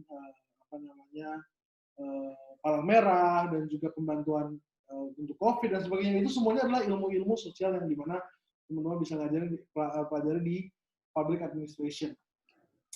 Dan juga ada namanya Kungkung Jingji ya, namanya public economy. Public economy juga bisa memberikan ilmu bagaimana teman-teman bisa belajar hal-hal sosial di situ. Gitu. Oke. Sudah cukup kedua moderator untuk jurusan sosialnya? Atau ada lagi penambahan? Cukup ya? Oke. Baik, terima kasih moderator, dan mudah-mudahan tadi saudara Kak Namira Shita ya, Kak Namira Shita mudah-mudahan bisa menjawab dari pertanyaannya tadi. Ini mungkin menyambung pertanyaan yang tadi ya, karena masih bersinggungan, jadi kita naikkan ke atas. Soal jurusan studi agama, tadi katanya Kak Niko menjelaskan tentang jurusan studi agama. Betul ada atau Di gimana Kak Niko mungkin? sekarang saya kenal ada satu mahasiswa kuliah di Anhui, itu dia masuknya S2 sih, itu lebih masuk ke sosiologi, tapi di dalam itu juga memang mempelajari tentang studi agama juga, walaupun spesifiknya apa yang dipelajarin saya kurang paham, tapi nggak spesifik. Kalau di Indo kan mungkin ada ya ilmu agama atau apa gitu ya di kampus-kampus. Tapi kalau di Tiongkok itu lebih masuk ke jurusan sosiologi, jurusan kembangan dari jurusan sosiologi. S1-nya ambil sosiologi, S2-nya ambil sosiologi dengan tambahan studi agama itu juga di dalamnya gitu. Tapi tetap masuk ke ranah sosiologi sebenarnya di jurusan itu gitu. Oke, jadi masuk ke ranah sosiologi ya. Untuk spesifiknya mungkin bisa dicek lagi karena mungkin rekan-rekan peserta webinar kalau bingung karena banyak banget jurusannya, banyak sekali ya justru di untuk sosial pun di Tiongkok. Kalau nggak salah ada di website-nya bisa dicek di Studi in China kalau nggak salah beberapa jurusan atau universitas yang terbuka. Jadi bisa lebih jelas spesifik jurusannya apa dan mau ke universitas mana. Seperti itu ya. Mungkin tadi pertanyaan dari Namira Sita bisa terjawab dan juga pertanyaan yang terakhir dari Fani Susiani bisa terjawab ya. Terima kasih kedua moderator atas jawabannya dan pertanyaannya juga dari rekan-rekan webinar. Kita lanjutkan ke pertanyaan selanjutnya. Ini datang dari Daving. Daving, pertanyaannya gini nih kakak. Mau nanya kak, kalau sekolah di University China, kenapa nggak bisa sambil kerja atau paruh waktu? Waduh, ini ada Hanse-nya. 一般所以一般工作为什么不可以在中国？ gitu katanya. Bahasa Mandarinnya udah betul belum ya? Coba ada Hanse-nya tadi. Kakak-kakak silakan. Ada yang mau menjawab dari kedua moderator? Oke, izin ya, Pak Niko. Iya. Daving, terima kasih pertanyaannya dan ini juga banyak banget yang nanya ke saya. Banyak banget ini, baik banget. Karena banyak juga teman-teman di Amerika, di Australia, mereka bilang, aku boleh kok part time, aku boleh kok ini kerja sambil kerja.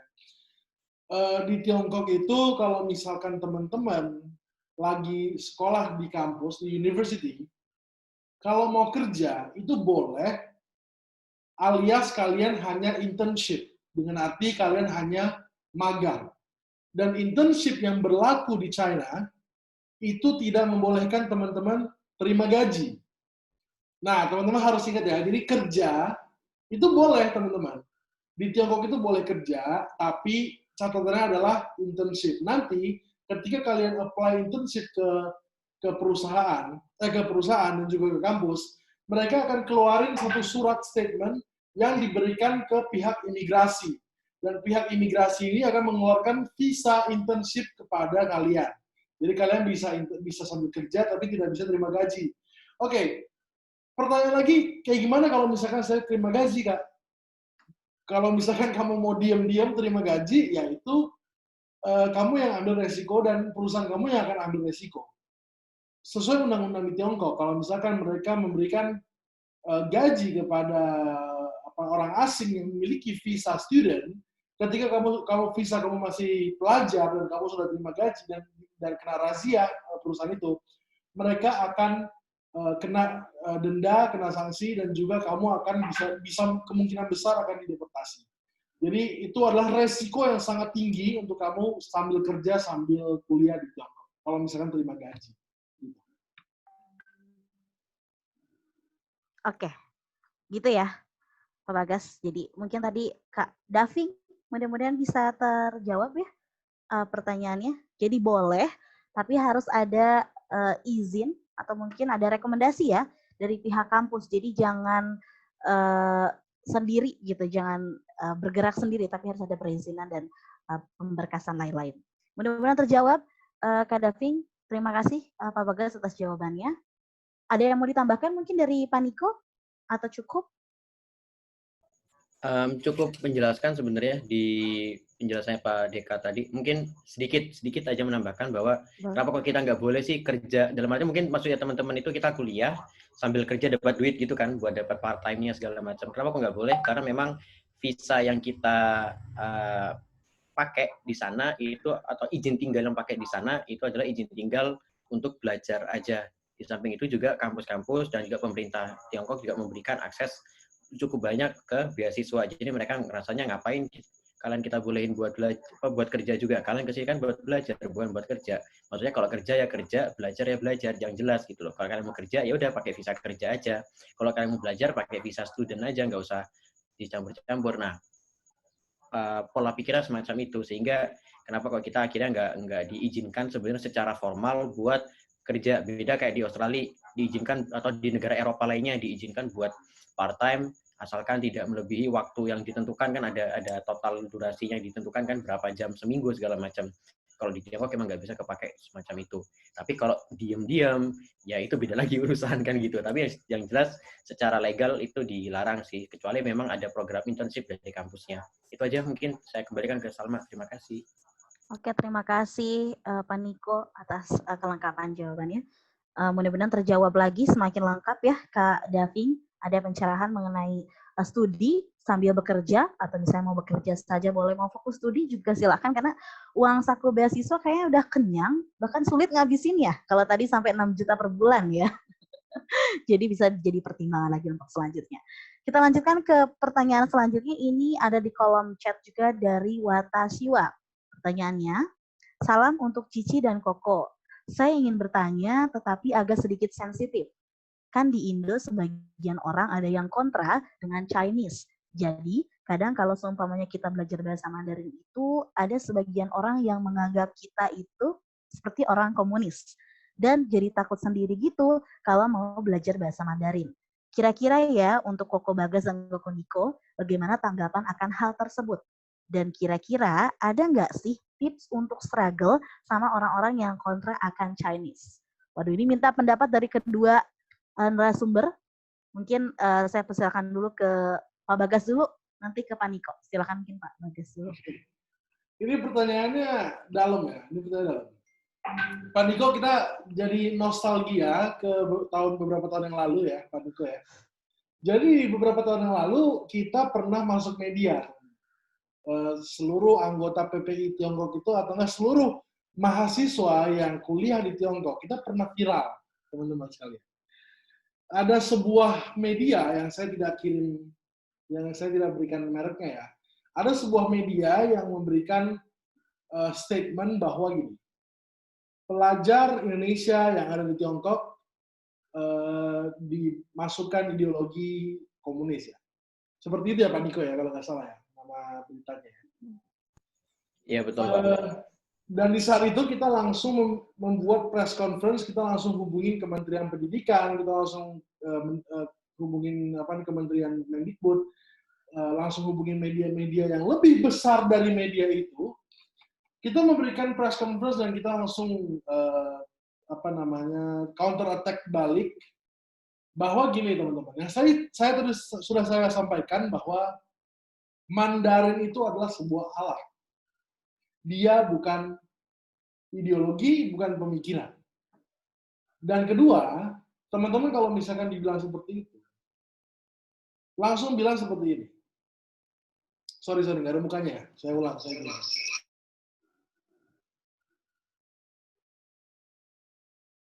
Kalau misalkan teman-teman ada yang bilang seperti itu, langsung aja bilang seperti ini. Kita di Tiongkok itu tidak diperbolehkan untuk memilih kurikulum ideologi komunis. Teman-teman pasti lebih tahu, dan yang sudah lama di Tiongkok ya. Ketika kita ingin memilih sebuah kurikulum di kampus, kita tidak boleh diperbolehkan untuk memilih kelas itu. Kelas yang mengarah ke ideologi, pemikiran, dan sebagainya. Gitu. Jadi tidak ada yang harus kita pelajari tentang ideologi. Kalau misalkan memang itu harus dipelajari, mungkin 18 tahun saya sudah berubah, saya udah WNI kan. Gitu kan. Saya 18 tahun di sana, udah kelamaan di sana, masih aja cinta Indonesia, dan kita makin cinta dengan Indonesia. Makin lama di sana, makin cinta Indonesia. Dan that's the truth, that people who live there more love Indonesia, ya kan? Kenapa? Karena kita di sana itu membawa nama Indonesia, mengharumkan nama Indonesia. Kita sering membuat kegiatan-kegiatan budaya untuk mempromosikan budaya kita, wisata kita, dan itu apa yang terjadi di Tiongkok sekarang. Teman-teman PPI bekerja keras buat mengerjakan itu. Jadi kalau bagaimana struggle kalau misalnya saya orang-orang seperti itu minoritas ya, mungkin ya ada lah pasti orang seperti itu, ada yang juga pasti nggak suka. Dan ignore aja. Kamu nggak usah peduli dengan dia karena banyak orang yang lebih membutuhkan kamu daripada mengkritik kamu. For me, it's like that. Okay. Haters gonna be hate gitu ya, kayak ya namanya haters bakal terus membenci. Waduh, itu udah kayak itu kayak slogannya YouTuber kayaknya. Kalau dari Pak Bagas seperti itu, kalau dari Pak Niko gimana? Mungkin boleh dilanjutkan, ditambahkan. Ya, terima kasih Salma.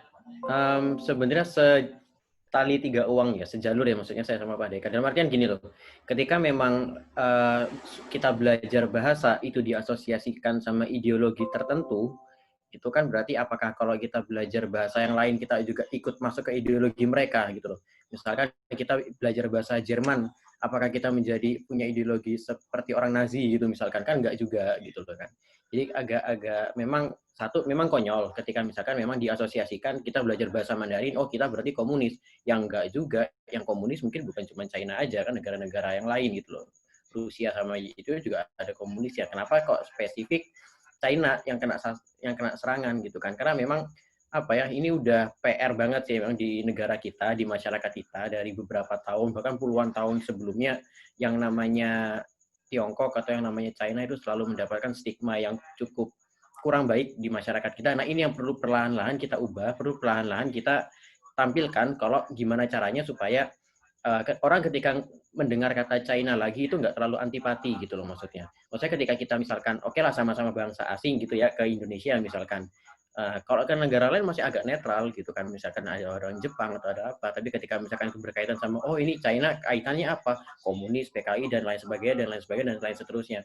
Nah ini yang memang perlu kita tangkal bersama-sama gitu loh. Seperti yang udah Pak Dika tadi sempat ceritakan, kita sempat di dalam tanda kutip ya difitnah teman-teman pelajar Indonesia yang ada di Tiongkok itu katanya kita kena ideologi komunis segala macam. Padahal nyatanya nggak kayak gitu kan.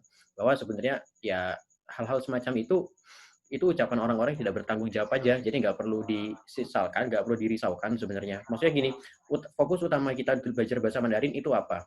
Pengen supaya kita ke depannya itu bisa lancar. Kita sering nih protes, ini kok banyak pekerja Cina datang ke Indo kerja segala macam, memang di sana nggak ada kerjaan, orang Indo terus bekerja apa segala macam. Oke, kita boleh protes kayak gitu, tapi dari segi kita sendiri sebagai orang Indonesia asli, ada nggak sesuatu yang bisa kita lakukan supaya orang-orang luar itu nggak bisa masuk ke Indo gitu loh, supaya orang-orang kita ini, orang-orang Indonesia ini tetap bisa punya eksistensi gitu yang ada di Indonesia.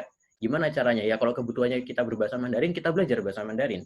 Kita masuk ke lingkungan mereka, kita masuk ke bahasa mereka. Supaya apa? Supaya tetap kedaulatan negara kita tetap terjaga gitu loh. Supaya teman-teman yang teman-teman yang ada berita-berita miring segala macam tentang China, tentang Tiongkok itu benar-benar bisa bungkam katakanlah gitu ya, bisa benar-benar kita tangkal lah berita-berita semacam itu. Selain itu memang informasi-informasi tentang yang ada di Tiongkok itu memang nggak sampai 100% benar ke teman-teman kita yang ada di Indonesia gitu kan. Kadang memang ada beberapa pemelintiran bahasa, ada clickbait segala macam. Ini yang perlu benar-benar kita awasi bareng-bareng. Saya yakin teman-teman di sini sudah sangat sadar ya tentang gadget dan sosial media dan lain sebagainya, sehingga kita bisa saling memilah lah antara informasi mana yang memang baik dan juga valid, bagaimana cara kita cari informasi yang valid juga tentang khususnya ya tentang negara China atau negara Tiongkok ini sendiri, bahwa sebenarnya informasi-informasi yang kita terima pun juga tidak 100% itu mungkin benar adanya seperti apa yang ada di sana. Banyak perspektif yang bisa kita lihat, banyak kacamata atau sudut pandang yang bisa kita lihat. Jadi kayak pandangan kita tentang satu hal, tentang China nih, Tiongkok, itu bisa lebih luas, bukan cuma di satu perspektif itu aja.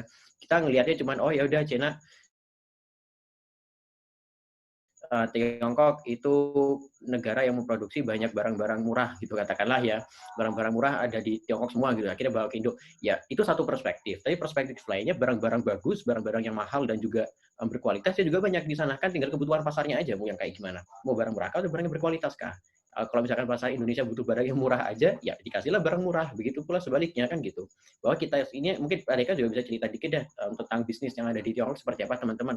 Itu variatif memang barang-barang yang ada di sana. Nah, hal-hal semacam ini itu juga menjadi apa ya, perlu kita sadarkan ke teman-teman kita yang ada di Indonesia bahwa banyak hal yang kita terima itu sebenarnya berasal dari request kita sendiri tentang suatu hal itu gitu loh. Belum tentu itu ya emang yang benar apa adanya dari hal tersebut.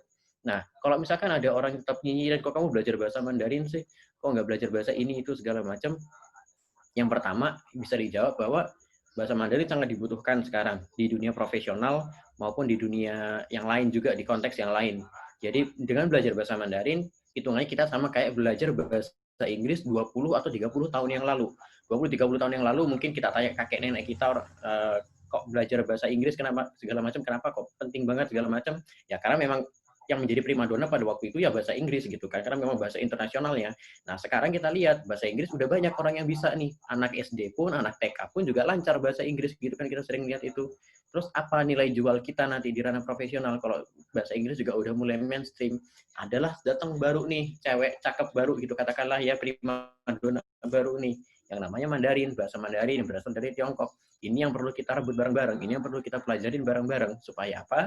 10 tahun ke depan, 20 tahun ke depan kita juga bisa nih menguasai segala medan yang ada di seluruh dunia ini. Kita bahasa Inggris oke, bahasa Mandarin pun juga oke. Dan mungkin 20, 30, bahkan 40 tahun ke depan trennya mungkin bakal berubah. Tapi nyatanya sekarang yang kita lihat sekarang adalah trennya bahasa Mandarin yang menjadi primadona. Ini harus kita kuasain dulu. Supaya apa? Supaya kita nggak ketinggalan zaman gitu loh. Supaya kita nggak ketinggalan kereta nantinya. CEO Facebook Mark Zuckerberg itu udah mulai belajar bahasa Mandarin juga gitu kan. Orang sebesar dan sekeren dia gitu ya, yang menguasai sosial media kita di seluruh dunia, itu pun dia juga belajar bahasa Mandarin sekarang. Bahkan banyak orang-orang besar di dunia pun juga mulai bergeser belajar bahasa Mandarin juga. Karena apa? Mereka tahu nih petanya. Kira-kira ke depannya ini Mandarin yang bakal seksi. Ayo kita juga jangan sampai ketinggalan kereta di situ. Nggak perlu pedulikan lah nyinyiran orang, kok kamu belajar ini, belajar bahasa Mandarin, nanti kamu jadi komunis loh, segala macam loh. Yang kita pelajari kan bahasanya, bukan ideologinya kan gitu. Kita milah-milah bahan aja, milah-milah apa yang pengen kita pelajarin aja. Kita belajar bahasa yang murni bahasanya aja lah, nggak perlu kita pelajarin ideologinya, komunismenya, segala macam. Itu memang nggak penting kita pelajarin, kita nggak butuh itu. Indonesia punya Pancasila gitu kan sebagai ideologinya, nggak perlu ada ideologi yang lain. Tapi sekali lagi secara alat, secara jembatan kita butuh itu. Kita butuh alat, kita butuh jembatan. Alat yang lagi sering dan bakal kepake terus adalah apa? Mandarin sekarang yang kepake, itu senjata kita gitu loh. Jangan sampai 10-20 tahun ke depan orang-orang udah pakai pistol yang canggih gitu ya, kita cuma masih pakai apa ya, parang gitu loh. Istilahnya kan kayak gitu. Ibaratnya kalau misalkan kita perang nih, ya harus tahu dulu medannya pakai senjata apa. Kalau senjatanya pakai bahasa Inggris, kita pakai bahasa Inggris. Medannya sekarang yang lebih seksi adalah pakai belajar bahasa Mandarin, kita kuasain itu dulu. Supaya nanti kita nggak gelagapan gitu loh. Dalam menghadapi situasi dunia profesional selama 10 tahun, bahkan 20 tahun ke depan. Jadi nggak perlu dipedulikan lah orang-orang yang itu. Biarkan aja mereka dengan pemikiran kuno mereka, katakanlah ya, yang menganggap bahwa Mandarin dan komunisme itu saling terkait, silahkan aja, nggak masalah. Tapi kita tetap pada pendirian kita bahwa ini dibutuhkan, baik sekarang maupun nanti. Kita sama-sama buktikan aja nanti ke depannya seperti apa gitu loh. Apakah memang beneran kepake atau enggak. Karena memang nyatanya sekarang kepake. Dan kita meyakini itu. Jadi nggak perlu dipedulikan orang-orang semacam itu. Silakan mereka dengan pemikiran kuno mereka, kita dengan pemikiran visioner kita gitu. Itu aja mungkin dari saya. Dikembalikan ke Salma, terima kasih. Semoga bisa menjawab pertanyaannya ya. Oke, terima kasih Pak Niko, Pak Bagas atas jawabannya. Mudah-mudahan tadi pertanyaan dari Watashiwa ya, Watashiwa Alfi ternyata nama lengkapnya. Watashiwa Alfi bisa menjawab. Jadi ya yang namanya perjuangan, bentuk langkah besar ya, kita mencoba untuk melangkai belajar bahasa baru. Pasti akan banyak nyinyiran, banyak cibiran, banyak yang menganggap lo gila deh kayaknya, itu nggak mungkin, susah banget. Ya udah nggak usah dipeduliin gitu, nggak apa-apa. Jadi yang penting kita kan punya visi yang lebih baik ke depannya, pikiran kita jauh lebih maju gitu. Mudah-mudahan juga yang namanya niat belajar pasti ada hikmahnya, penuh manfaat. Oke, mudah-mudahan bisa jadi motivasi juga buat rekan-rekan peserta webinar lainnya untuk jangan pernah mempedulikan banget lah ya omongan atau nyinyiran orang-orang dari yang lainnya. Kita move on lagi ke pertanyaan selanjutnya. Ini mungkin akan Salma gabungkan aja dua pertanyaan yang setipe, yaitu datang dari Nur Solihin dan Marisa Dilaka. Jadi pertanyaannya itu bagaimana saran, mungkin minta saran dari kedua narasumber untuk mengambil S3 di bidang pendidikan dan kampus apa yang saya tuju. Lalu kalau misalnya mau dapetin beasiswa S2, khususnya kampusnya Pak Bagas nih tadi, gimana caranya? Nah, silakan mungkin untuk dijawab secara sekaligus pertanyaan itu. Boleh dari Pak Bagas dulu.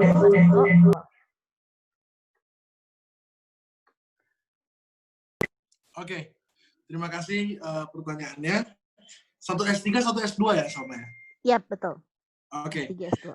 Untuk teman-teman yang mau S3 tadi, pertama untuk pendidikan yang harus teman-teman cari kampusnya yang berjudul Shifantash. Saya ketik di chat ya, namanya Shifantash. Ini namanya Normal University. Jadi Shifantash dimanapun, di kota manapun, Nanjing Shifantash, Shanghai Shifantash, Chongqing Shifantash, itu adalah university yang khusus atau enggak spesifik untuk memberikan ilmu pendidikan kepada calon guru atau calon pengajar. Shifantash ini dia banyak jurusan juga, jurusan apapun, tapi tujuannya adalah mendidik guru-guru masa depan gitu. Nah, jadi kalau misalnya teman-teman ingin carilah kota favoritmu. Misalkan saya suka Nanjing, cari Nanjing Shifantash. Ya. Jadi Shifantash itu adalah namanya Normal University. Oke, depannya dikasih misalkan Shanghai Shifantash, kan? Shanghai Normal University, atau enggak Nanjing Shifantash, atau enggak Chongqing Shifantash. Itu sesuai kotanya, tapi belakangnya pasti ada Shifantash. Nah, itu adalah kampus-kampus yang jurusan pendidikan paling bagus di Tiongkok, di kota manapun, gitu. Untuk teman kita tadi yang mau S2, apalagi di kampus saya, sangat rekomendasi, boleh langsung hubungin saya, nanti saya kasih jalan deh. Kalau kampus saya mau jadi teman kelas, teman sekolah, ayo join, welcome di Shanghai University of Finance and Economy. Di sana untuk S2 ada jurusan Mandarin, yang jurusan bahasa Mandarin juga ada jurusan yang bahasa Inggris. Kalau bahasa Inggris lebih ke finance ya. Kalau Mandarin bisa di MPA seperti saya, di MBA juga bisa di International Economy, banyak pilihannya. Dan kalau mau mendapatkan beasiswa, sekarang bukan waktunya untuk mendapatkan beasiswa, tapi kalau misalkan ingin cari informasi beasiswa, teman-teman bisa cari di Google China Government Scholarship, atau enggak CGS. Misalnya namanya CGS ya, atau enggak CSC. Jadi China Scholarship Council. Teman-teman bisa cari informasi di sini, atau China Government Scholarship. Nah, di dua tempat ini teman-teman bisa lihat informasi-informasi untuk masuk ke kampus. Untuk HSK minimalnya itu untuk yang bahasa Mandarin HSK 5, di kampus saya HSK 5. Tapi banyak juga kampus yang HSK 4 di luar Shanghai ya, karena Shanghai mungkin standar lebih tinggi, HSK 5. Terus yang untuk Inggris, TOEFL atau enggak IELTS. Ya, kalau misalkan yang bahasa Mandarin dia butuh HSK, butuh ujian HSK terlebih dahulu sebelum itu. Gitu, teman-teman. Oke. Seperti itu ya, mudah-mudahan menjawab dari Marisa dan Nur Solihin. Dari Pak Niko, ada yang mau ditambahin? Atau cukup? Cukup, Salma udah sangat menjawab dari Dekat barusan, aman. Sudah menjawab ya, oke. Mudah-mudahan juga sudah terpuaskan pertanyaannya Nur Solihin dan Kak Marisa Dila. Jadi silahkan cari informasinya di website yang tadi disebutkan dan beberapa universitas pendidikan tadi yang juga disebutkan. Bisa digali lagi kalau sudah googling ya. Dan kita lanjutkan ke pertanyaan selanjutnya, ini dari Angeline 12 Mia 11. Oh, ini kayaknya bekas belajar online ya. Jadi pertanyaannya adalah apakah ada kemungkinan lulusan sastra Cina dari Indonesia bisa keterima kerja di luar negeri, peluangnya berapa besar? Ya, peluangnya berapa besar ya? Mungkin itu pertanyaannya. Bisa dijawab langsung para narasumber, silahkan.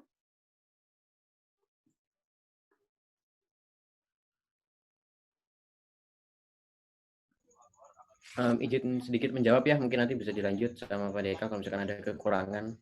Tadi terkait apa jurusan sastra Mandarin ya, sastra China ya, ke bekerja di luar negeri. Betul, sastra Mandarin tapi studinya di Indonesia, Pak. Jadi apakah bisa ada kesempatan untuk studi, bukan studi lah, untuk mendapat pekerjaan di Tiongkok tapi lulusan sastra Mandarin di Indonesia gitu. Oke, siap. Sebenarnya yang di di setiap lowongan pekerjaan yang ada ya, baik itu lowongan pekerjaan yang di Indonesia maupun yang di Tiongkok, itu yang mereka syaratkan itu yang penting ada degree-nya dan juga kapabilitas kemampuan bahasa Mandarinnya yang dibuktikan dengan sertifikat HSK. Sebenarnya yang dibutuhkan itu cuma itu aja. Jadi terlepas apakah teman-teman belajarnya itu di Indonesia maupun belajarnya itu di China sekalipun, selama teman-teman itu masih bisa membuktikan bahwa bahasa Mandarinnya cukup fasih, cukup lancar, nggak kalah gitu dengan teman-teman yang ada di Tiongkok mungkin, itu nggak masalah. Kesempatannya juga sama dengan teman-teman yang ada di Tiongkok gitu loh. Karena memang yang dilihat bukan dari kampusnya, apakah oh ini kampus China, oh ini kampus Tiongkok, atau kampus Indonesia. Sejauh ini belum ada kriteria semacam itu, baik tersirat maupun tersurat ya di teman-teman di perusahaan-perusahaan yang ada. Yang mereka butuhkan itu adalah kapabilitasnya banget. Apakah teman-teman memenuhi kapabilitas atau syarat yang mereka tentukan atau enggak? Apakah teman-teman misalnya perusahaannya syaratnya HSK 4, apakah teman-teman minimal bisa ber-HSK 4? Kalau misalkan ada yang di HSK 5 atau HSK 6, meskipun itu kuliah di Indonesia pun, kesempatannya juga cukup tinggi sebenarnya. Karena kan juga tetap ada bukti bahwa teman-teman itu cukup fasih dalam berbahasa Mandarin. Karena kalau udah levelnya HSK 5, HSK 6 bahkan, itu udah sangat sama banget lah dengan orang yang ada di China gitu kan, orang lokal yang ada di sana sebenarnya, terlepas dari apakah teman-teman ada di Indo atau enggak. Jadi terkait kesempatannya sangat terbuka luas sebenarnya, selama memang kapabilitas teman-teman itu mencukupi dan memadai, dan juga syaratnya juga memenuhi, dan juga Mandarinnya juga emang benar-benar bisa dibuktikan lancar banget gitu. Mungkin ketika sesi interview dengan perusahaannya bisa ngobrol dengan menggunakan bahasa Mandarin sama interviewnya untuk membuktikan bahwa teman-teman juga Mandarinnya sangat lancar gitu kan, itu juga bisa menjadi nilai positif sebenarnya dalam proses penilaian pada saat interview itu nanti. Seperti itu kurang lebih. Misalkan ada yang kurang, mungkin Pak Deka mau nambahin Pak, silakan. Ya, mungkin dari Pak Niko udah cukup ya menurut saya. Tapi saya ingin menjawab yang kedokteran. Jadi kedokteran ini juga salah satu yang saya sedih. Pak Niko silakan Pak. Jadi kedokteran mungkin teman-teman ada juga yang ingin belajar kedokteran. Pak Niko kan profesinya lebih menjurus ke kedokteran gitu. Silakan Pak. Oke, siap. Ini dari Angelina Wijaya ya, barusan tanya di sini ya. Untuk perkuliahan kedokteran di China, apakah sistem pendidikannya lebih baik dari di Indonesia? Karena kalau di Indonesia kan terutama untuk MPPDS, apalagi bagian mayor, itu senioritasnya tinggi sekali. Oke, benar, sepakat. Mungkin ada masukan atau pendapat dari narasumber, terima kasih. Oke, terkait kedokteran yang ada di Tiongkok, apakah lebih superior atau enggak, tergantung dari definisi superior dari teman-teman itu seperti apa. Karena memang untuk kedokteran ada di China, itu misalkan kita pakai kedokteran barat, kan ada dua tipe nih, kedokteran barat sama kedokteran timur. Kalau di Indo mungkin pakai kedokteran umum gitu ya, kedokteran umum ya kedokteran barat itu. Untuk pengobatan tradisional sendiri mungkin di Indonesia itu belum mendapatkan tempat di sini, belum untuk saat ini gitu ya. Tapi kalau di Tiongkok itu sendiri, itu sebenarnya ada dua tipe. Teman-teman bisa pilih kedokteran umum atau Western Medicine kita bilangnya, dengan gelar kalau bahasa Inggrisnya MBBS, Medical Bachelor and Bachelor of Surgery, atau kedokteran timur atau kedokteran pengobatan tradisional China, atau ada jurusan TCM Traditional Chinese Medicine. Itu ada dua jurusan yang memang berbeda. Jadi ada yang memang arahnya menjadi dokter umum gitu ya, dokter barat, ada yang memang arahnya itu adalah dokter timur gitu loh. Dokter yang memang mempraktekkan TCM seperti akupuntur dan lain sebagainya, dan ini memang sama-sama diakui oleh pemerintah yang ada di Tiongkok gitu loh. Bahkan ketika misalkan kita mengambil jurusan seperti saya ambil yang MBBS, kedokteran umum. Nah, kedokteran umum ini sendiri itu tetap nanti akan ada selama 1-2 semester di kampus lain. Kalau di kampus saya 1 semester, itu pembelajaran ke pengobatan tradisional, di traditional Chinese medicine itu sendiri. Jadi nilai plusnya sebenarnya ketika kita memutuskan buat kuliah ke Tiongkok di bagian kedokteran, itu adalah kita dapat ilmu tentang kedokteran umum pastinya, dan juga kita dapat ilmu tentang kedokteran tradisional atau traditional Chinese medicine-nya. Jadi dalam konteks ini, kita 2 in 1 gitu loh hitungannya kan. Kita niatnya 1, dapatnya 2. Tapi memang ada beberapa hal yang perlu dicatat kalau misalkan teman-teman memutuskan untuk berkuliah kedokteran, khususnya dari SMA ya.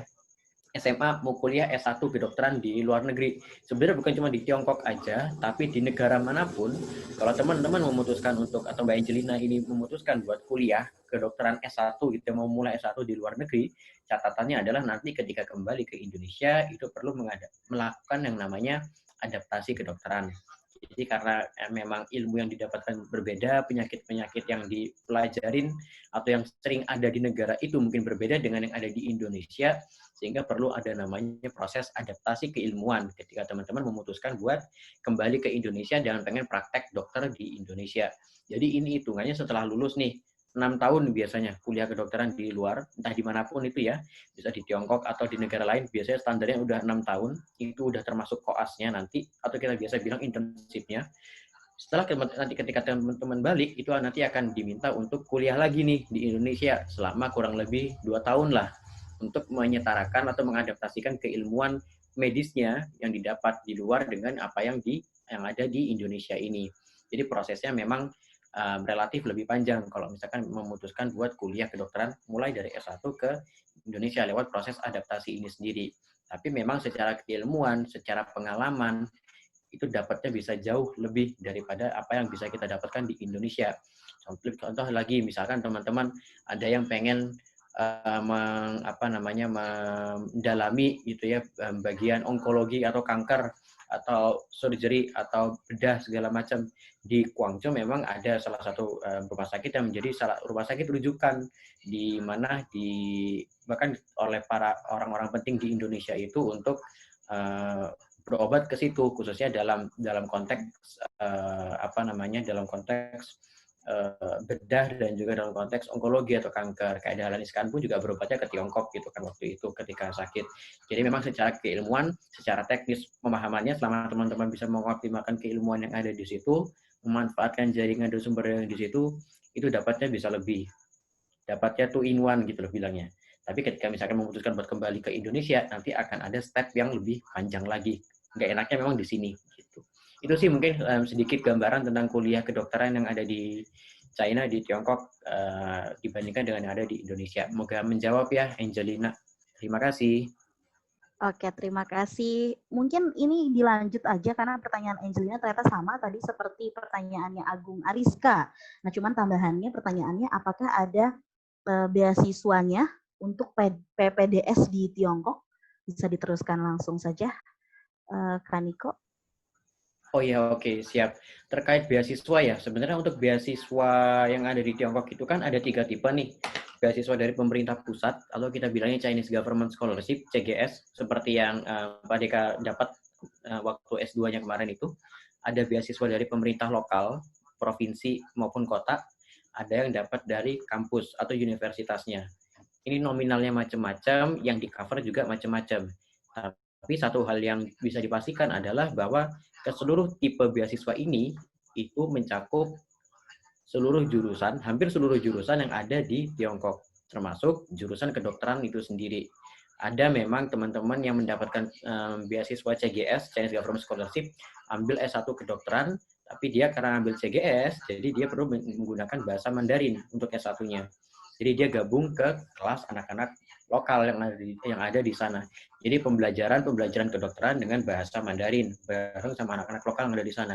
Dan itu juga di-cover oleh beasiswanya. Ada yang menggunakan bahasa Inggris tapi nggak bisa melalui skema beasiswa CGS. Akhirnya melalui skema beasiswa kampus atau beasiswa pemerintah provinsi seperti saya dan teman-teman yang lain gitu kan. Itu tetap menggunakan bahasa Inggris tapi dapat beasiswa juga, tapi nominalnya berbeda dengan nominal beasiswa CGS. Jadi untuk teman-teman kedokteran atau jurusan yang lain juga itu sangat terbuka kesempatannya untuk mendapatkan beasiswa yang ada di Tiongkok. Selama teman-teman bisa tahu tipe beasiswa yang teman-teman pengen daftar itu yang mana, dan juga bagaimana cara mendaftarnya ke situ. Seperti itu. Tapi terkait kesempatan berbeasiswanya, itu sama dengan jurusan-jurusan yang lain yang ada di Tiongkok, baik itu kedokteran maupun non-kedokteran. Semoga menjawab ya. Pertanyaannya saya kembalikan ke moderator. Terima kasih. Siap, terima kasih Kaniko. Mudah-mudahan juga tadi menjawab beberapa pertanyaan yang digabung menjadi satu soal pendidikan kedokteran. Jadi bisa juga mengambil studi pendidikan kedokteran dan ada kesempatan juga untuk mendapatkan beasiswanya, baik itu kedokteran ataupun pendidikan non kedokteran gitu ya. Karena pertanyaannya makin menumpuk dan waktunya juga sudah mulai menipis, mungkin pertanyaan rekan-rekan peserta webinar boleh langsung saja nanti dikirimkan ke email admin@perfectmandarin.com. Ini saya tulis alamat emailnya. Nanti akan kita jawab melalui email tersebut. Tapi sebelum berpamitan, kita melakukan sesi foto bersama untuk kenang-kenangan. Mungkin boleh rekan-rekan semua untuk open cam supaya kita ada memori pada webinar hari ini yang sangat penuh inspirasi, manfaat, dan semangat. Jadi nanti dibantu oleh rekan-rekan panitia mungkin untuk mengcapture-kan dan menghitungnya. Baik, saya kasih waktu untuk open cam dulu, untuk sisir-sisir rambutnya, rapihin alis dulu boleh, silakan. Jadi kalau misalnya sudah siap, nanti kita akan mulai sesi fotonya. Jangan lupa juga kalau misalnya untuk absensi atau untuk kelengkapan e-sertifikat, silakan di-capture sekalian, nanti kirimkan ke WhatsApp bisnisnya Perfect Mandarin ya. Oke, sudah siap semuanya? Boleh kita foto, saya serahkan ke rekan-rekan panitia mungkin yang mau meng-capture kan, silahkan kakak-kakak untuk hitung mundurnya.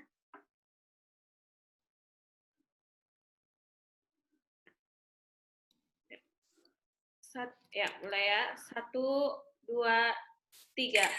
Lagi. Kita ambil 6 kali ya. Ini yang kedua. 1, 2, 3. Lagi. 1, 2, 3. Ya, lagi. 1, 2, 3. Oke, lagi. 1, 2, 3. Ya, lagi. Yang terakhir 1, 2, 3. Oke, terima kasih. Oke, terima kasih rekan-rekan panitia dan Terima juga kasih. para peserta webinar.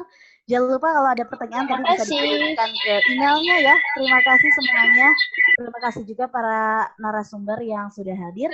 Peserta webinar, jangan lupa nanti akan ada webinar selanjutnya. Jadi di follow Instagramnya @perfectmandarin untuk segala informasi terbarunya, termasuk informasi ada huge sale nih sampai 50%.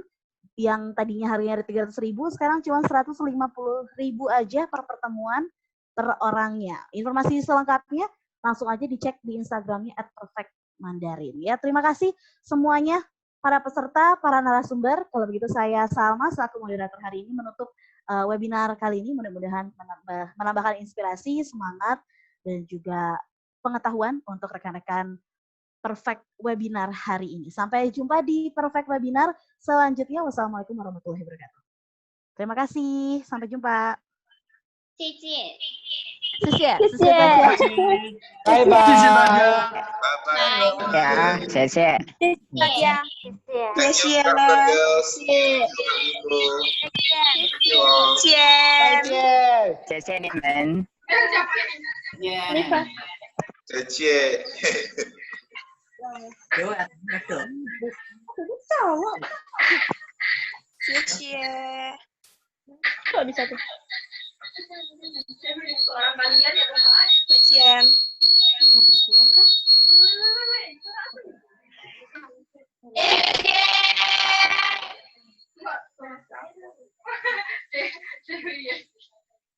谢谢大家，谢谢大家。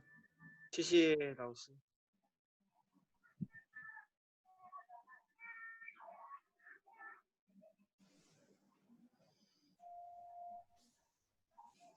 别了也。